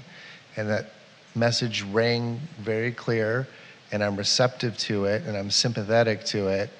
And my legal training still comes back to the service issue. You've got to serve the application. And it's not just raising the issues before. Whatever you actually submit to the city, you gotta send it to the adversary before you submit it to the city. And when that doesn't happen, we run into the problem that we have right now, regardless of the merits of everything else that comes afterwards. So what I would suggest is, I think another commissioner brought up a good point, which is not to include rulings on the substantive issues, and I'm leaning towards that as well, and I'm also leaning towards waiving any 6-month delay or any delay in terms of being able to file another request for a rent reduction, because this was purely a service issue, and if they're gonna lose on a procedural issue, then I'm gonna waive all the procedure that follows, and they can file tomorrow on a new application. That would be the substance of my motion, and because of that, we probably need to give legal counsel the opportunity to amend the resolution to address all that?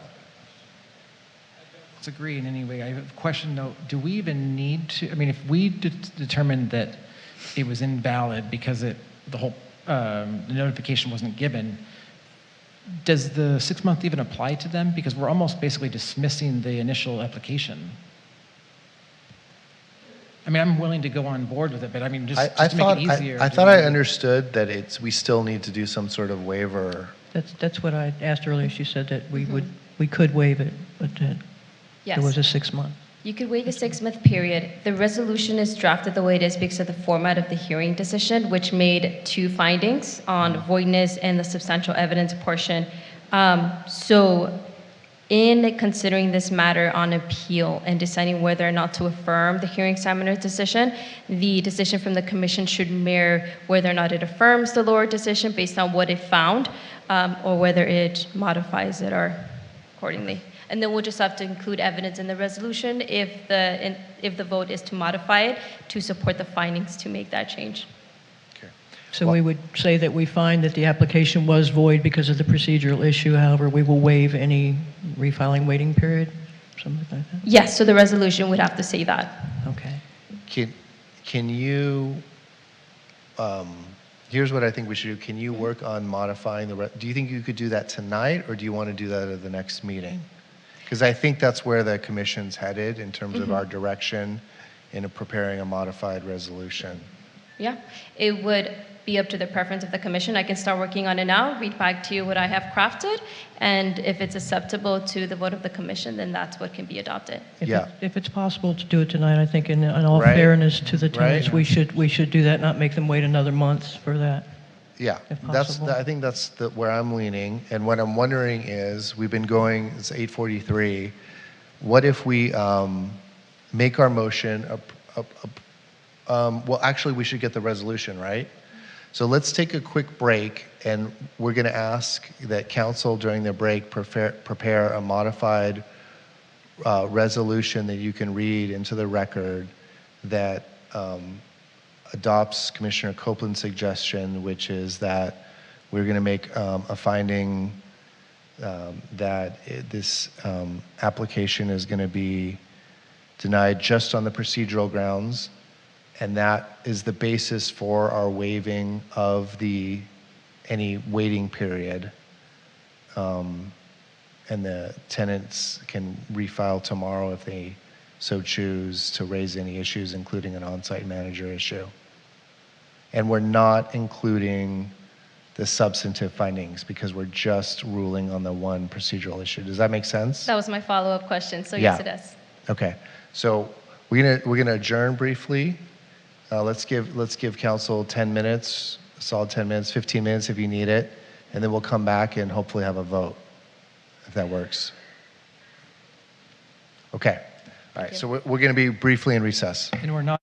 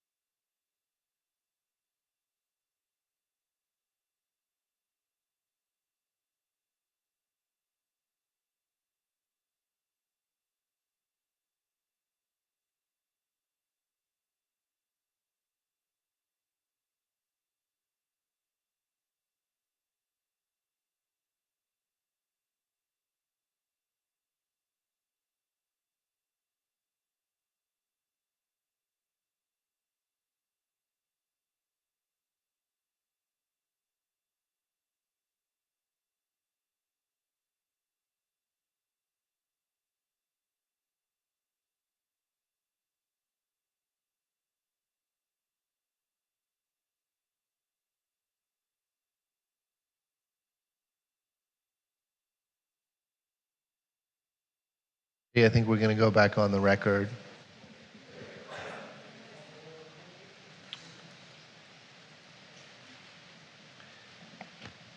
Okay, wonderful. Thank you so much. At this point, we're going to resume our meeting, and I'm going to ask council if they would please make a proposed reading of an amended resolution. Thank you, Chair. Section 4.1 of the proposed resolution will be modified to read as follows. The Commission affirms the decision only as to the finding that the application is void for failure to comply with Regulation Section 60002C, requiring the tenant to provide the landlord with at least 30 days written notice, setting forth the grounds for the requested rent reduction. Section 4.2 of the proposed resolution is amended in full to read.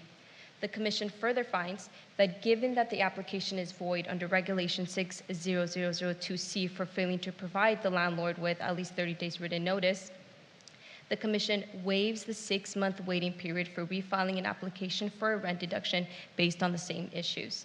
And then Section 4.3, which concerns the issue of an on-site manager, will stay the same unless provided otherwise by the Commission.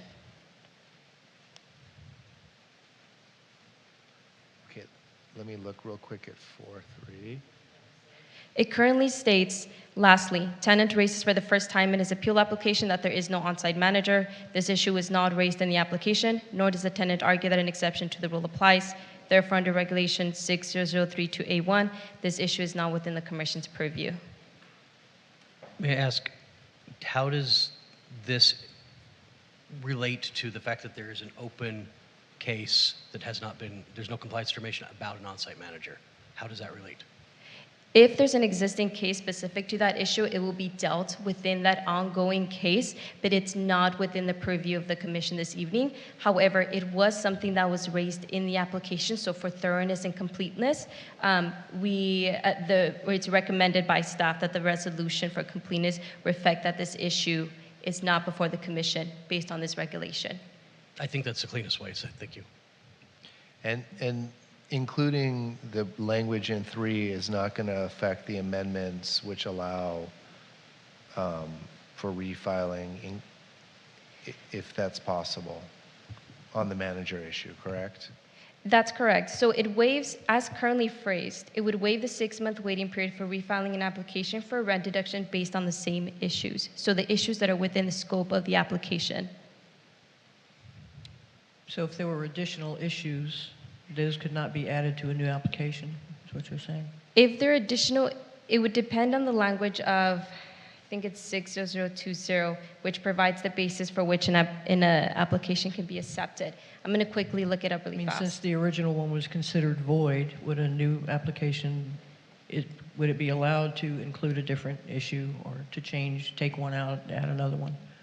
Yeah. Since it would be considered a new application, correct?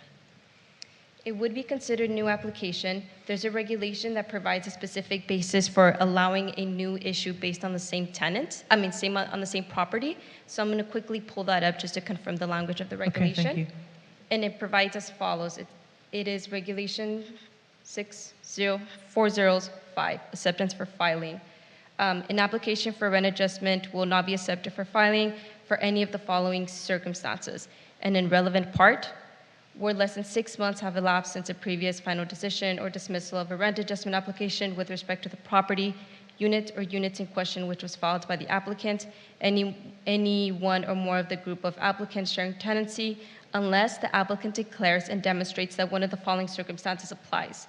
The grounds upon which the application seeks a rent adjustment cannot have been raised in the prior application. Currently available evidence which supports a rent adjustment was not available for good reason at the time of the prior hearing. Rent adjustments were not sought in the prior application in relation to particular units or the current application. And then there's a final factor which is not relevant. So in the absence of that, there would have to be, say that just hypothetically, let's say that was a resident manager issue or whatever, that would have to be a separate application for a different issue. That would have to be a separate application because it's not within the purview of this specific application. But certainly a separate application could be done at any time since it's completely different from this as well. It can. I know we're waiving the time on this, but so. It can, yes, especially in light of the waiver. Okay, so ostensibly, they could go file 2 different applications if it were needed, but the waiving just consists of these particular issues. That's correct. Okay, thank you for clarifying that. Appreciate it. Okay, I appreciate those follow-ups as well. I think I'm prepared to move to approve as amended in light of those clarifications. Does anyone else have any other questions? I second it. Okay, we have a motion and a second. Let's do a roll call on this one, please. Move to approve the amended resolution. Commissioner Bass? Aye. Commissioner Copeland? Aye. Commissioner Kerpes? Aye. Chair Rory? Aye. Okay, great. So that motion passes. And if the parties have any further questions, you can contact the Rent Stabilization Division at 323-848-6450, by email at rsd@weho.org, or you may request an in-person appointment online at weho.org under the services menu. So that's the appeal for tonight. Thank you all very much for coming down here and helping local government be what it is. We're going to now do our new business, which is we're going to have what I think is going to be a really interesting presentation from the Human Services Division. And with that, I'm going to have our staff lead us with that. Good evening. My name is Tariq Carter. I'm the Human Services Manager here with the city. Happy to be here. This is a very interesting dialogue that we've had this evening, so I appreciate it. I'm here to provide an update on the Human Services Division's programs and initiatives, with a focus on the work that connects most directly to the work that you all do around housing stability, and then also homelessness prevention and coordinated service delivery. I'll also spend a little bit more time on the city's expanded rental assistance work, particularly our new Measure A funding, and I know that that's likely of some interest to the folks here today. And my goal tonight is to give a clear picture of how these pieces fit together and where the city is expanding its work. So here you'll see the city's social services network. The human services system is broad. West Hollywood funds more than 30 nonprofit agencies with an annual investment of over $8 million. And collectively, these programs serve more than 9,000 unduplicated community members each year. That includes housing and homelessness services, rental assistance and eviction prevention, food and nutrition, mental and behavioral health, HIV and STI prevention and care, substance use recovery and harm reduction, transportation, workforce development, older adult and disability services, and child care. The reason this network is so important is because housing stability does not sit in one program area. A person may come in needing rental assistance, but the underlying issue may also involve income loss, health needs, transportation barriers, food insecurity, caregiving responsibilities, or a behavioral health challenge. So when we talk about homelessness prevention, in the context of the work we do, we're really talking about a whole network of services that help people stabilize before they reach a point of crisis. This slide gets at the heart of what we do when we think about housing stability. Rent is obviously central, but rent alone is not the whole picture. People remain housed when the rest of their life is stable enough to support that housing. That includes income, food access, health care, behavioral health support, legal protections, transportation, case management, social support, and access to benefits. For example, someone may be behind on their rent because they had a medical emergency, lost work hours, had to care for a child or older adult, or experienced a disruption in benefits. If we only pay the rent but do not help connect them to other supports, they may end up back in the same situation a few months later. This is why the city's approach is not just about responding to homelessness after it happens, it's also about identifying risks earlier and connecting people to the right support before housing is lost. I want to spend a few moments on the expanded rental assistance program because it is one of our newer and more important developments in the city's homelessness prevention work. The city received over $600,000 in Measure A renter protection and homelessness prevention funds through La Casa and the Westside City Council of Governments. These funds are specifically intended to support renter protection, emergency rental assistance, homelessness prevention, and planning for short-term income support. This is important because it gives the city a new funding source to address some of the gaps that our existing rental assistance programs are not fully able to cover. It also allows us to move quickly in the short term while also doing thoughtful planning for longer term strategies.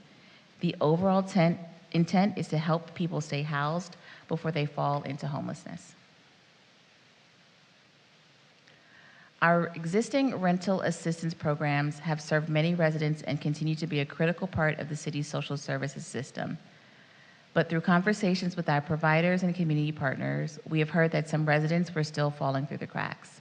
Some households had rental arrears that were above existing program limits, so even if they received some assistance, it was not enough to resolve the crisis or prevent eviction. Some residents were at risk of eviction but did not meet the eligibility rules for the existing programs. We also heard that utility costs and other housing-related expenses were adding pressure for households that were already stretched thin. In some cases, what people needed was not a permanent subsidy. They needed short-term support to get through a specific crisis, something like a medical emergency, temporary income loss, caregiving expense, or a major household disruption. So the expansion was designed to address those higher barrier cases where targeted assistance could realistically prevent an eviction and stabilize the household. The Measure A funding is being implemented in phases. Phase 1 is focused on emergency rental assistance. The total for Phase 1 is $350,000. Of that, $300,000 is for direct client rental assistance and $50,000 is for nonprofit administration, intake, outreach, and case management. The city has two existing nonprofit partners, APLA Health, Alliance for Housing and Healing, and the National Council for Jewish Women of Los Angeles. We chose this approach because these providers already have the infrastructure to administer rental assistance. They have intake processes, documentation practices, case management capacity, and existing relationships with the community. Assistance may cover rental arrears, current rent, utility costs, deposits, and related housing stability expenses. The big difference here is that the program can address larger arrears than some of the city's existing programs, with a maximum assistance amount of up to $18,000 per household, depending on need. That does not mean every household receives that amount. Providers apply a least assistance necessary approach, meaning the assistance is tailored to what is actually needed to resolve the crisis and stabilize the household. This program is designed specifically for West Hollywood renters who are currently housed but at risk of losing their housing.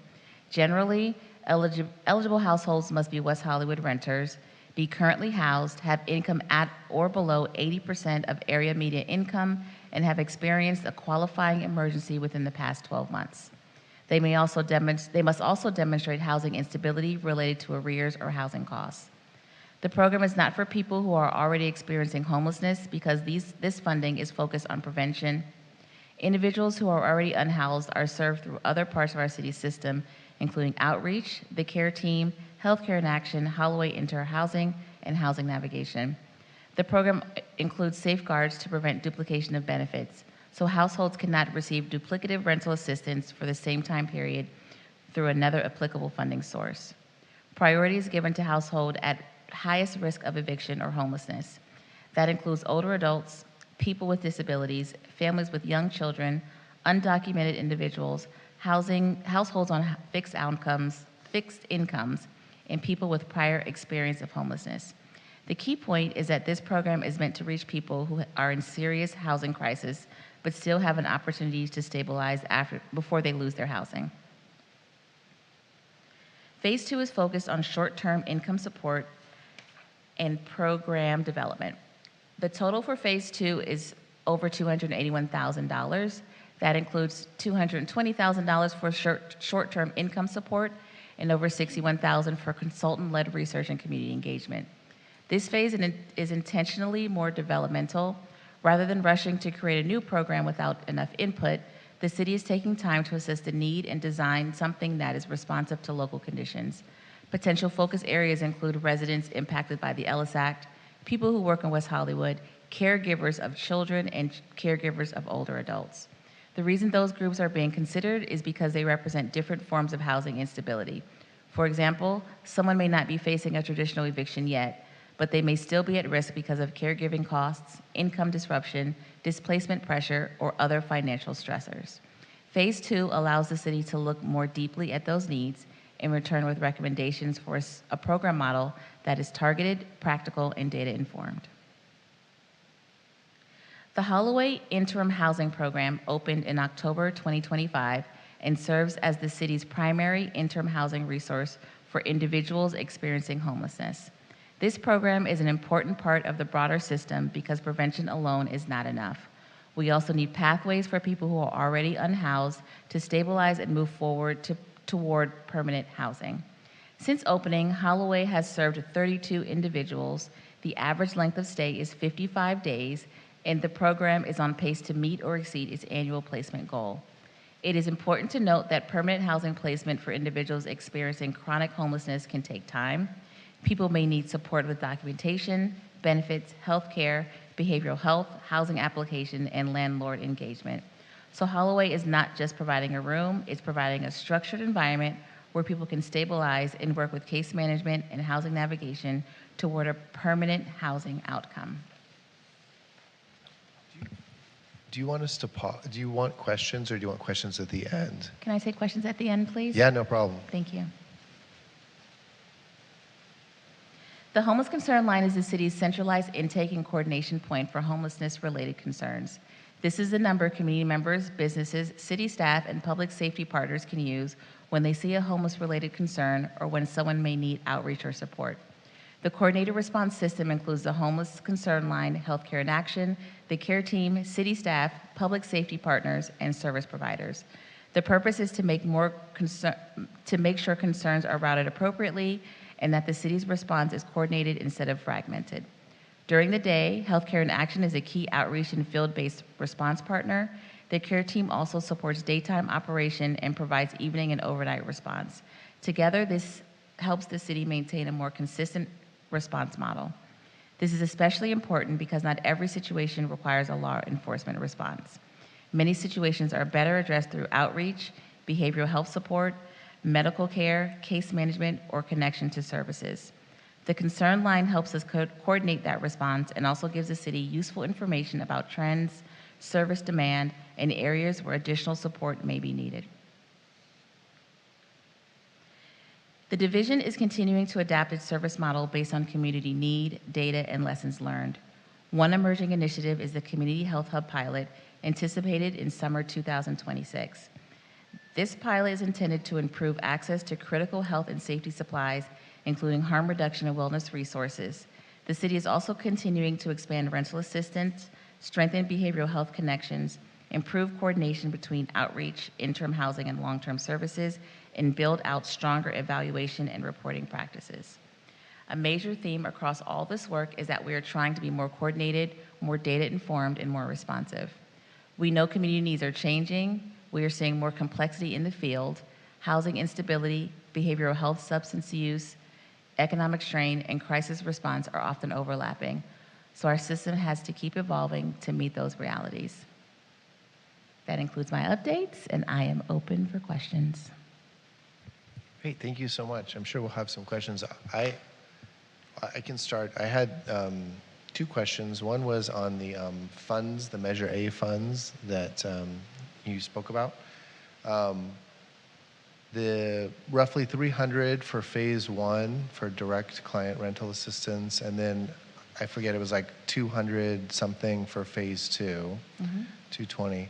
Is there any estimate or projection on how quickly those funds will be presumably approved and released? Is this something that will happen probably this year?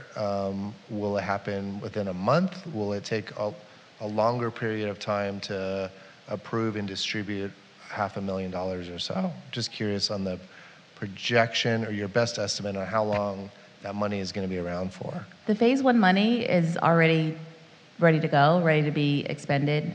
We've already done the amendments with our providers so they can get started now. So that is forthcoming. Phase 2, we anticipate that it will take a little bit more time. We don't actually have that funds yet or available access to those funds. The phase 1 money we have to spend within an amount of time, so we're trying to expend that pretty quickly. For phase 2, we anticipate within a year or so we should be able to have that phase 2 funding available. Great, My other question was on the Holloway House, which I guess it opened in October, but it feels like it was just this year. Anyways, it's incredibly recent. So my question was on the third bullet point. If you know, what is the annual placement goal? And does that mean the 32 folks or so who've been served, they're getting placed into like a longer term housing situation? That's how I read it. And what is that goal? So the goal is 12 placements per year. Right now we're on track. We have one person who has moved successfully into permanent housing, and that's success for us, moving into actual permanent housing. And then we have about 6 in the pipeline. And so we anticipate that we'll meet that 12 number by the end of the year. Great. Those are my questions. Thank you. Go ahead, Commissioner Kirpies. Yeah, well, I guess, first of all, amazing presentation, and thank you for everything that you and the city do. I've never seen a presentation like this that just kind of lays it out like kind of this is phase 1, phase 2, phase 3, and kind of takes us through the whole steps. And that kind of gets me to my next question of like, so where is the permanent housing that people go to? So, of course, if everyone had it their way, they would live in West Hollywood, but unfortunately, we know that that is pretty impossible for a lot of our community members. And so they're being placed throughout Los Angeles County. There isn't any specific one place. We try to be responsive to the desires of the individual and the communities that they want to live in. We do know that most of the folks, well, all of the folks that live in Holloway are chronically unhoused, which means that they've lived on the streets for an extended period of time, mostly in West Hollywood. And so moving them outside of West Hollywood is disruptive, to say the least. And so it's been pretty difficult to find housing solutions that meet their needs in terms of, their doctors are typically in this area. If they identify as trans or other identifications, it's difficult for them to feel more safe or comfortable in other areas. So they tend to stay pretty local or close to West Hollywood. And so that is the biggest barrier, not having enough permanent housing solutions within the city. We're hoping that eventually we'll get to the point where we can work with landlords that are within the, the city limits, and through some type of incentives or other programs be able to allow them to extend opportunities for folks to have permanent housing within the city limits. And is this often through vouchers, or is this through another program, or all sorts of programs? It's all sorts of programs, but typically housing vouchers. A lot of them receive benefits, either disability benefits, Social Security benefits, and so they're on fixed incomes generally, and so obviously they wouldn't be able to afford a lot of rent, but there may be an opportunity for us to, or the city, to subsidize rent in some way to be able to support those individuals in the future. Okay, and then I had a question about, so on one of your slides you had about research, and maybe this is how, I was originally going to ask, how does West Hollywood know what our needs are? Like, do we put it out every 5 years, where people come and tell the city what the needs are of the city? Do we just have wonderful staff that just feel it and know what's going on? And maybe the answer is the research part, I'm not sure, but. So this predates me, but the city did do a community study prior to this current suite of contracts, or maybe prior to the one prior to that. I'm only a year in. The goal is to do another community study before the next contract cycle, which is in 2028, so we can get a real feel of what the community needs, especially those who work in West Hollywood. We have never surveyed them, and so that's an opportunity for us to really understand. They're considered community members along with folks who live here, and so we find it critical before we can kind of do the next suite of contracts that we have an opportunity to go out and meet with people. For Measure A, there is a community engagement piece of it, and so that will be done independent of some of the other work we plan to do. But of course, with funding and all of that, and a huge community study with the whole city is rather expensive. So we're working on that. Great, well, thank you. And then just last question, you had the concern line. I hadn't heard much about that before. So how does that fit in with 311, or do we even use 311 anymore? The city has its own thing process that is independent from 311. You call the number, you get a live person, and they send someone out, and they will respond to the individual. They will, do a wellness check. It's important to also note that the Homeless Concern Line, the care team specifically, they respond to or they support folks who are housed as well. So if you have a neighbor who may be experiencing some mental health issues or you want to do a wellness check, they will go out to that individual's home and check on them. It's not just for the unhoused community. It's the same phone number, but we can support both communities. And so someone seeking services could also call that number? They could, and they have the ability to provide referrals to either our providers that work within the city or other providers in the broader Los Angeles County. Great. Thank you. That's all I have. Commissioner Copeland? Thank you. First of all, thank you for the presentation. It was very informative and sounds like some good projects in the pipeline here.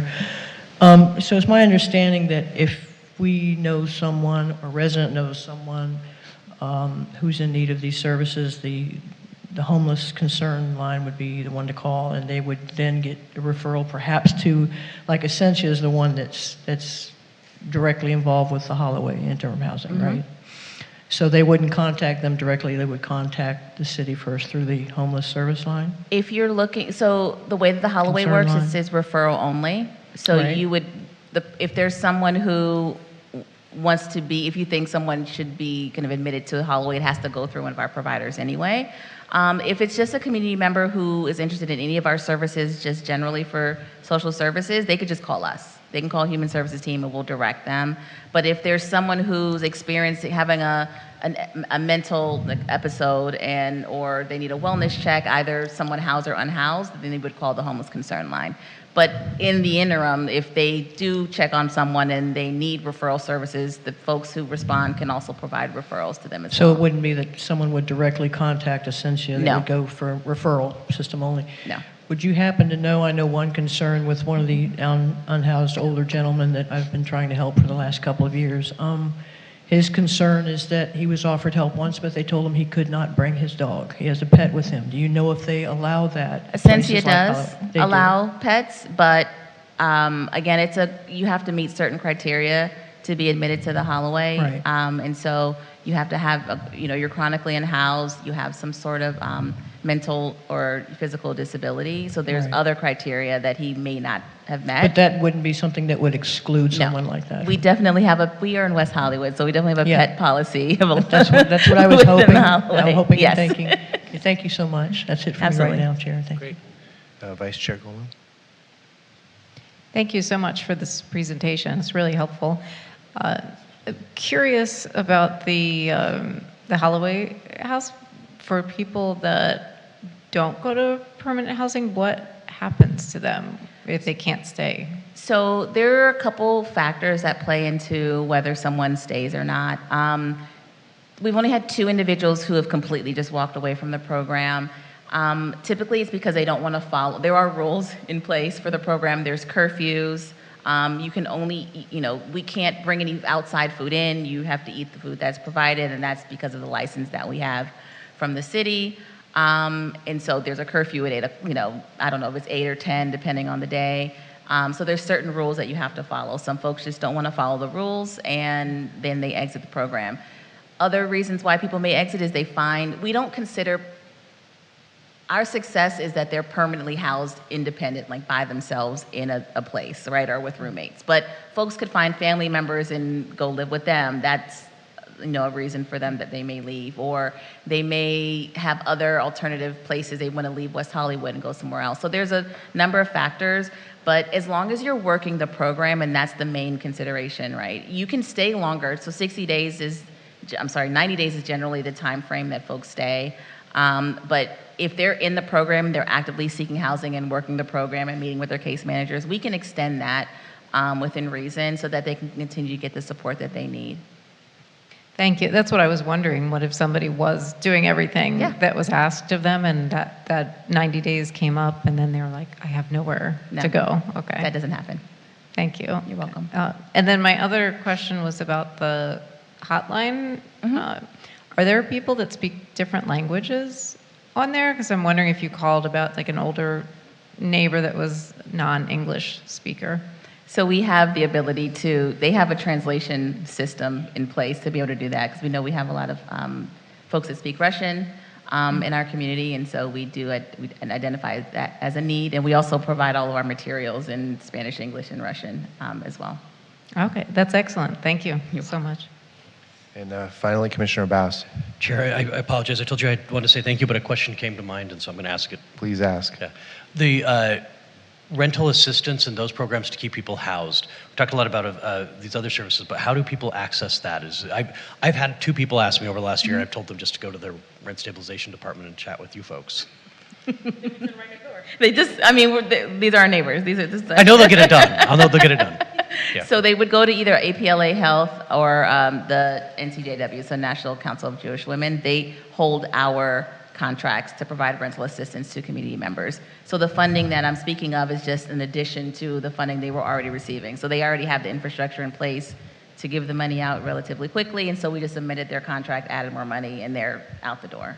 So they could go to them directly? They can. Okay, fantastic. Or come to us and we will give them the numbers. I know if I send people to city staff, they're going to be taken care of. So that's the last thing is just, I appreciate with the way, living in a city where we're talking about particularly unhoused community members as community members and looking at ways to keep them here and to be part of our community because they're contributing members of our community already, and making that a continuing goal is something that's makes me very proud to be a resident of West Hollywood. So thank you to the staff that make that happen. Thank you. Thank you for having me. Great. We did have one public speaker on this, Mr. Omachenko. If you wanted to come forward on the Human Services report, I have your speaker card. I also have you down for general after, so up to you. You're going to want to do both, so. I'd like to do both. You should. You have your speaker cards. So, will you let me know when there's only 15 seconds left? Because I want to be respectful. I'm kind of used to seeing the time on here, and maybe that'll be resolved in the future. Okay, I'll start now. Victor Omachenko, and I longtime West Hollywood resident. I want to thank the Human Services Division for providing this report. It shows how in a city that cares like West Hollywood, that we are addressing issues of homelessness through our Human Services Division, that we're addressing issues of mental health, of food security. However, I must also acknowledge that human services can only do as much as, well, the euphemism is resources. But the real word in Russian is деньги, and in Ukrainian, гроши, and in Spanish, dinero, and in English, money. It's about the money. This city has been good in funding human services, and you just were talking about the specific new money on Measure A for the rental assistance. I just want to let you know that on Monday at the City Council meeting, there's going to be a special budget session, study session, where folks as individuals can come in and ask about the money. Is human services getting enough dinero? Is rent stabilization getting enough? Are public facilities? And this is an opportunity on Monday at 5 o'clock for anybody who's watching, any of you, any of the folks here, any of us, to come and listen and learn about the budget. Because I remember when I moved to this city almost a quarter century ago, it was Council Member John Heilman, the longest serving council member on our council, who said, look, it's Victor and my mentor, who was Gene Dobrin, rest in peace, Gene, saying, look, they're sitting here at 1 a.m. worried about the dinero and the money. So ultimately, now the meetings are being held in the afternoon. And so I just encourage folks to come to meetings like that, even if it takes some time. Don't start fetching about the fact that there's not enough dinero. Go to the meetings and talk and give input. And that said, I just wanted to also mention looking forward. I love the looking forward calendar, that phrase. Going down the road, so much of our human services are funded by the taxes, you know, the hotel taxes, the drivers when people get tickets, but they're also funded by property taxes. And the city is in a process now of developing an enhanced infrastructure financing district to help plan for the subway in the future. And 15 seconds is, as I understand it, we want to be very careful that our human services and our other important budgets don't get eviscerated as time goes on in paying off the debt in this new planned EIFD. It's something to be careful about. Thank you. Thank you, sir. Okay, that will conclude item 9, new business. Thank you all very much. And we're going to go on to items from staff. Ms. Rollins, I don't know if you have anything further you wanted to mention or bring to our attention. Of course I do, Chair Rory. Okay, so in terms of the 2 public comments that we received earlier during our first general public comment, we did have a public speaker that mentioned some of the potential outcomes and possible challenges related to SB 79, and he did inquire about the number of duplex properties that could possibly be impacted by that particular regulation coming down from the states. I did a little bit of research because that's what I do best. And as of right now, we do have 1,133 units that would possibly be impacted by SB 79 if we do not bring forth other additional measures to protect those particular RSO units. And then also in terms of Victor's public comment from earlier in terms of like talking about potential legislation updates, as a quick reminder to the commission and the general public, on July the 9th, we are having a update regarding 2026 legislative updates that talks about housing and other residential laws that will impact positively or negatively any of the RSO units within our jurisdiction. So I hope that everyone will be coming out and participating in that meeting. And that is it for staff communications for this evening. Thank you. Go ahead. Just one question. You hit on everything that the public spoke about, except for one.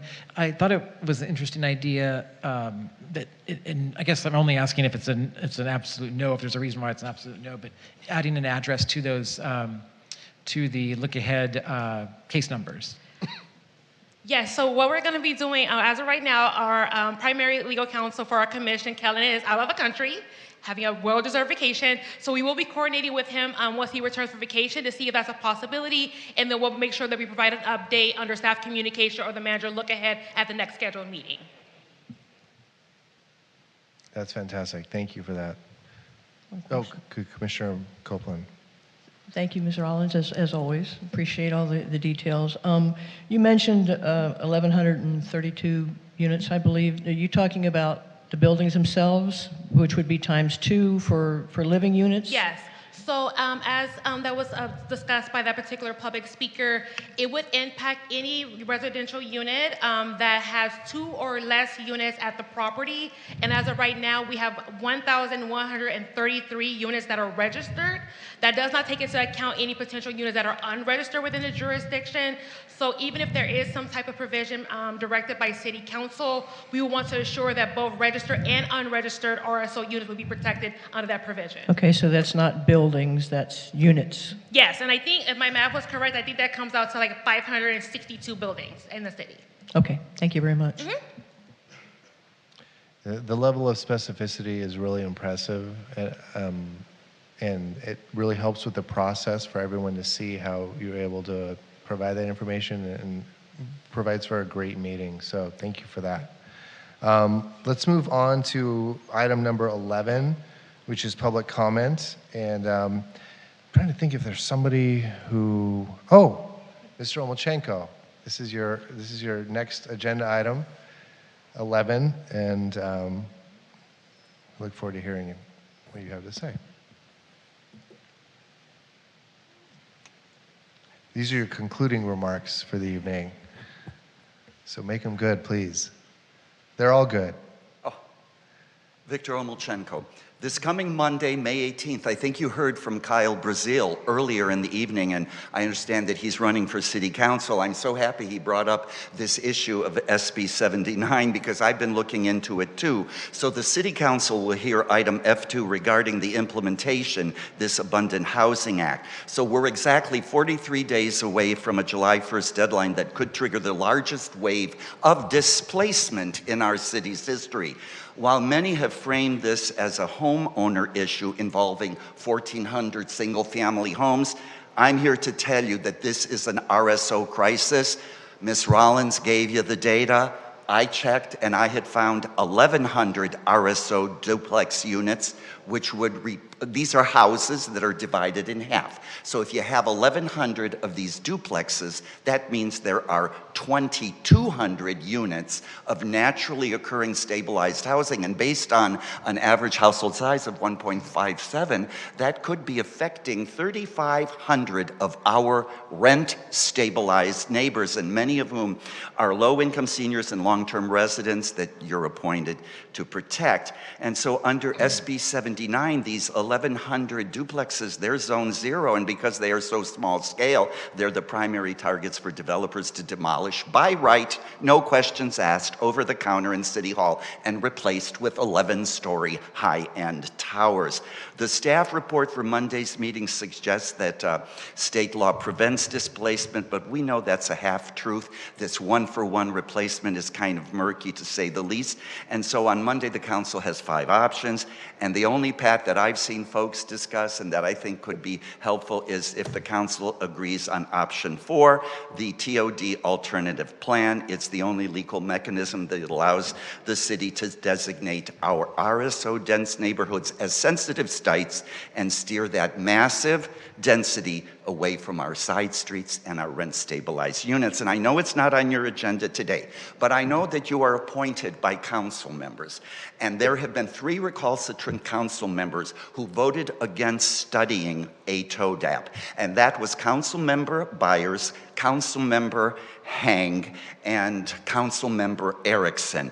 Councilmember Heilman has reintroduced this item with support from Councilmember Meister, and I know citizens are going to be reaching out to them. I know rent-stabilized tenants are going to be reaching out to them, but they don't know about this because it was kind of not explained in the staff report. So I ask, whatever you can do, and I know some members are at large, I hope that you can speak with your council members who appointed you, and it would be wonderful to get option 4 approved on a 5-0 vote. Our rent-stabilized housing depends on it. All right, thank you, sir. That was a very robust public speaker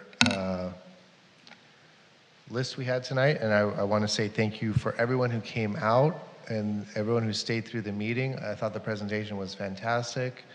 I thought the response from staff on incorporating public comments and giving out information was fantastic. I did want to clarify, Mr. Omachenko, I believe staff clarified that the 1,100 number was units, not buildings. So just so you understand the math there. But she can explain it to you after. I don't think you double the 1,100. I think the 1,100-ish is the number that's 1 or 2. But a great meeting tonight, and I don't think we have another meeting until after Pride. So I hope everyone enjoys the Memorial Day weekend and the Pride festivities coming up. And there's a lot going on right now in the city related to housing, related to legislation, related to rent stabilization, related to tenancy issues, related to things that touch on this commission. So it's just really pertinent to hear all this tonight, and it's kind of invigorating because, you know, there's definitely activity ahead for the city and for this commission, and it's really nice to play a small role in helping the public learn about it and make decisions about it and just, you know, be generally engaged. So I really enjoyed that part of tonight.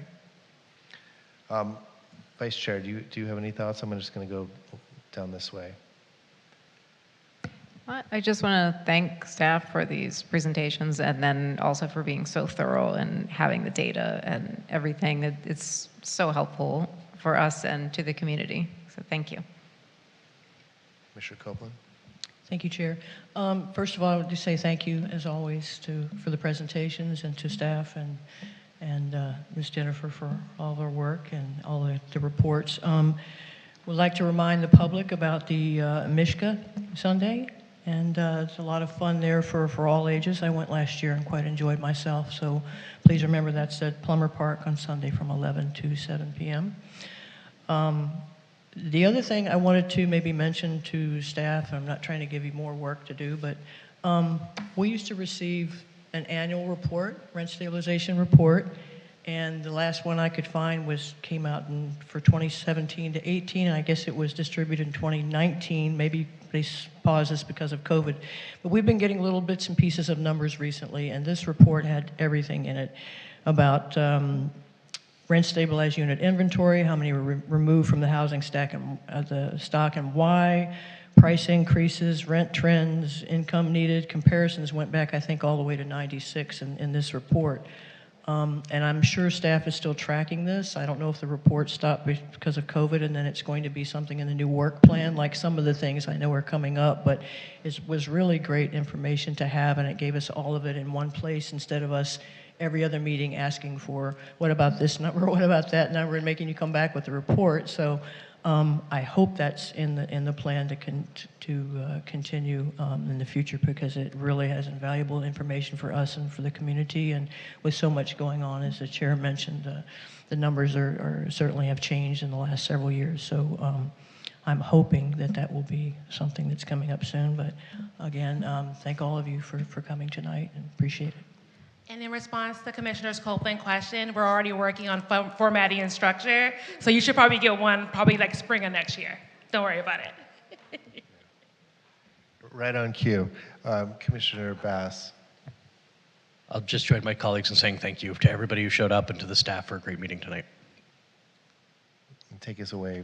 Ditto. Thank you so much for the report tonight, and thank you all for coming out. Hopefully the others are still watching at home, or you can extend our gratitude to them as well.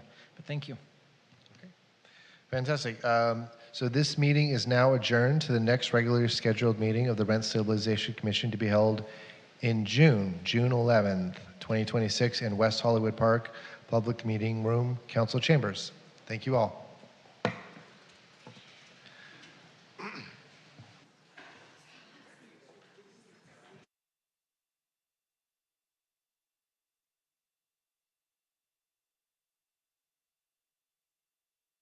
WeHo is a long way but not far, and those words were taken from Paul Monette, who was a writer based in West Hollywood who died of AIDS in 1995. Before his death and after the death of his lover in 1987, he wrote 18 elegies for Raj, his former lover. And I read all the elegies, and I took excerpts from those elegies that touched my experience of having lost my partner in 1995 also. So this also is the 30th anniversary of the passing of the boat.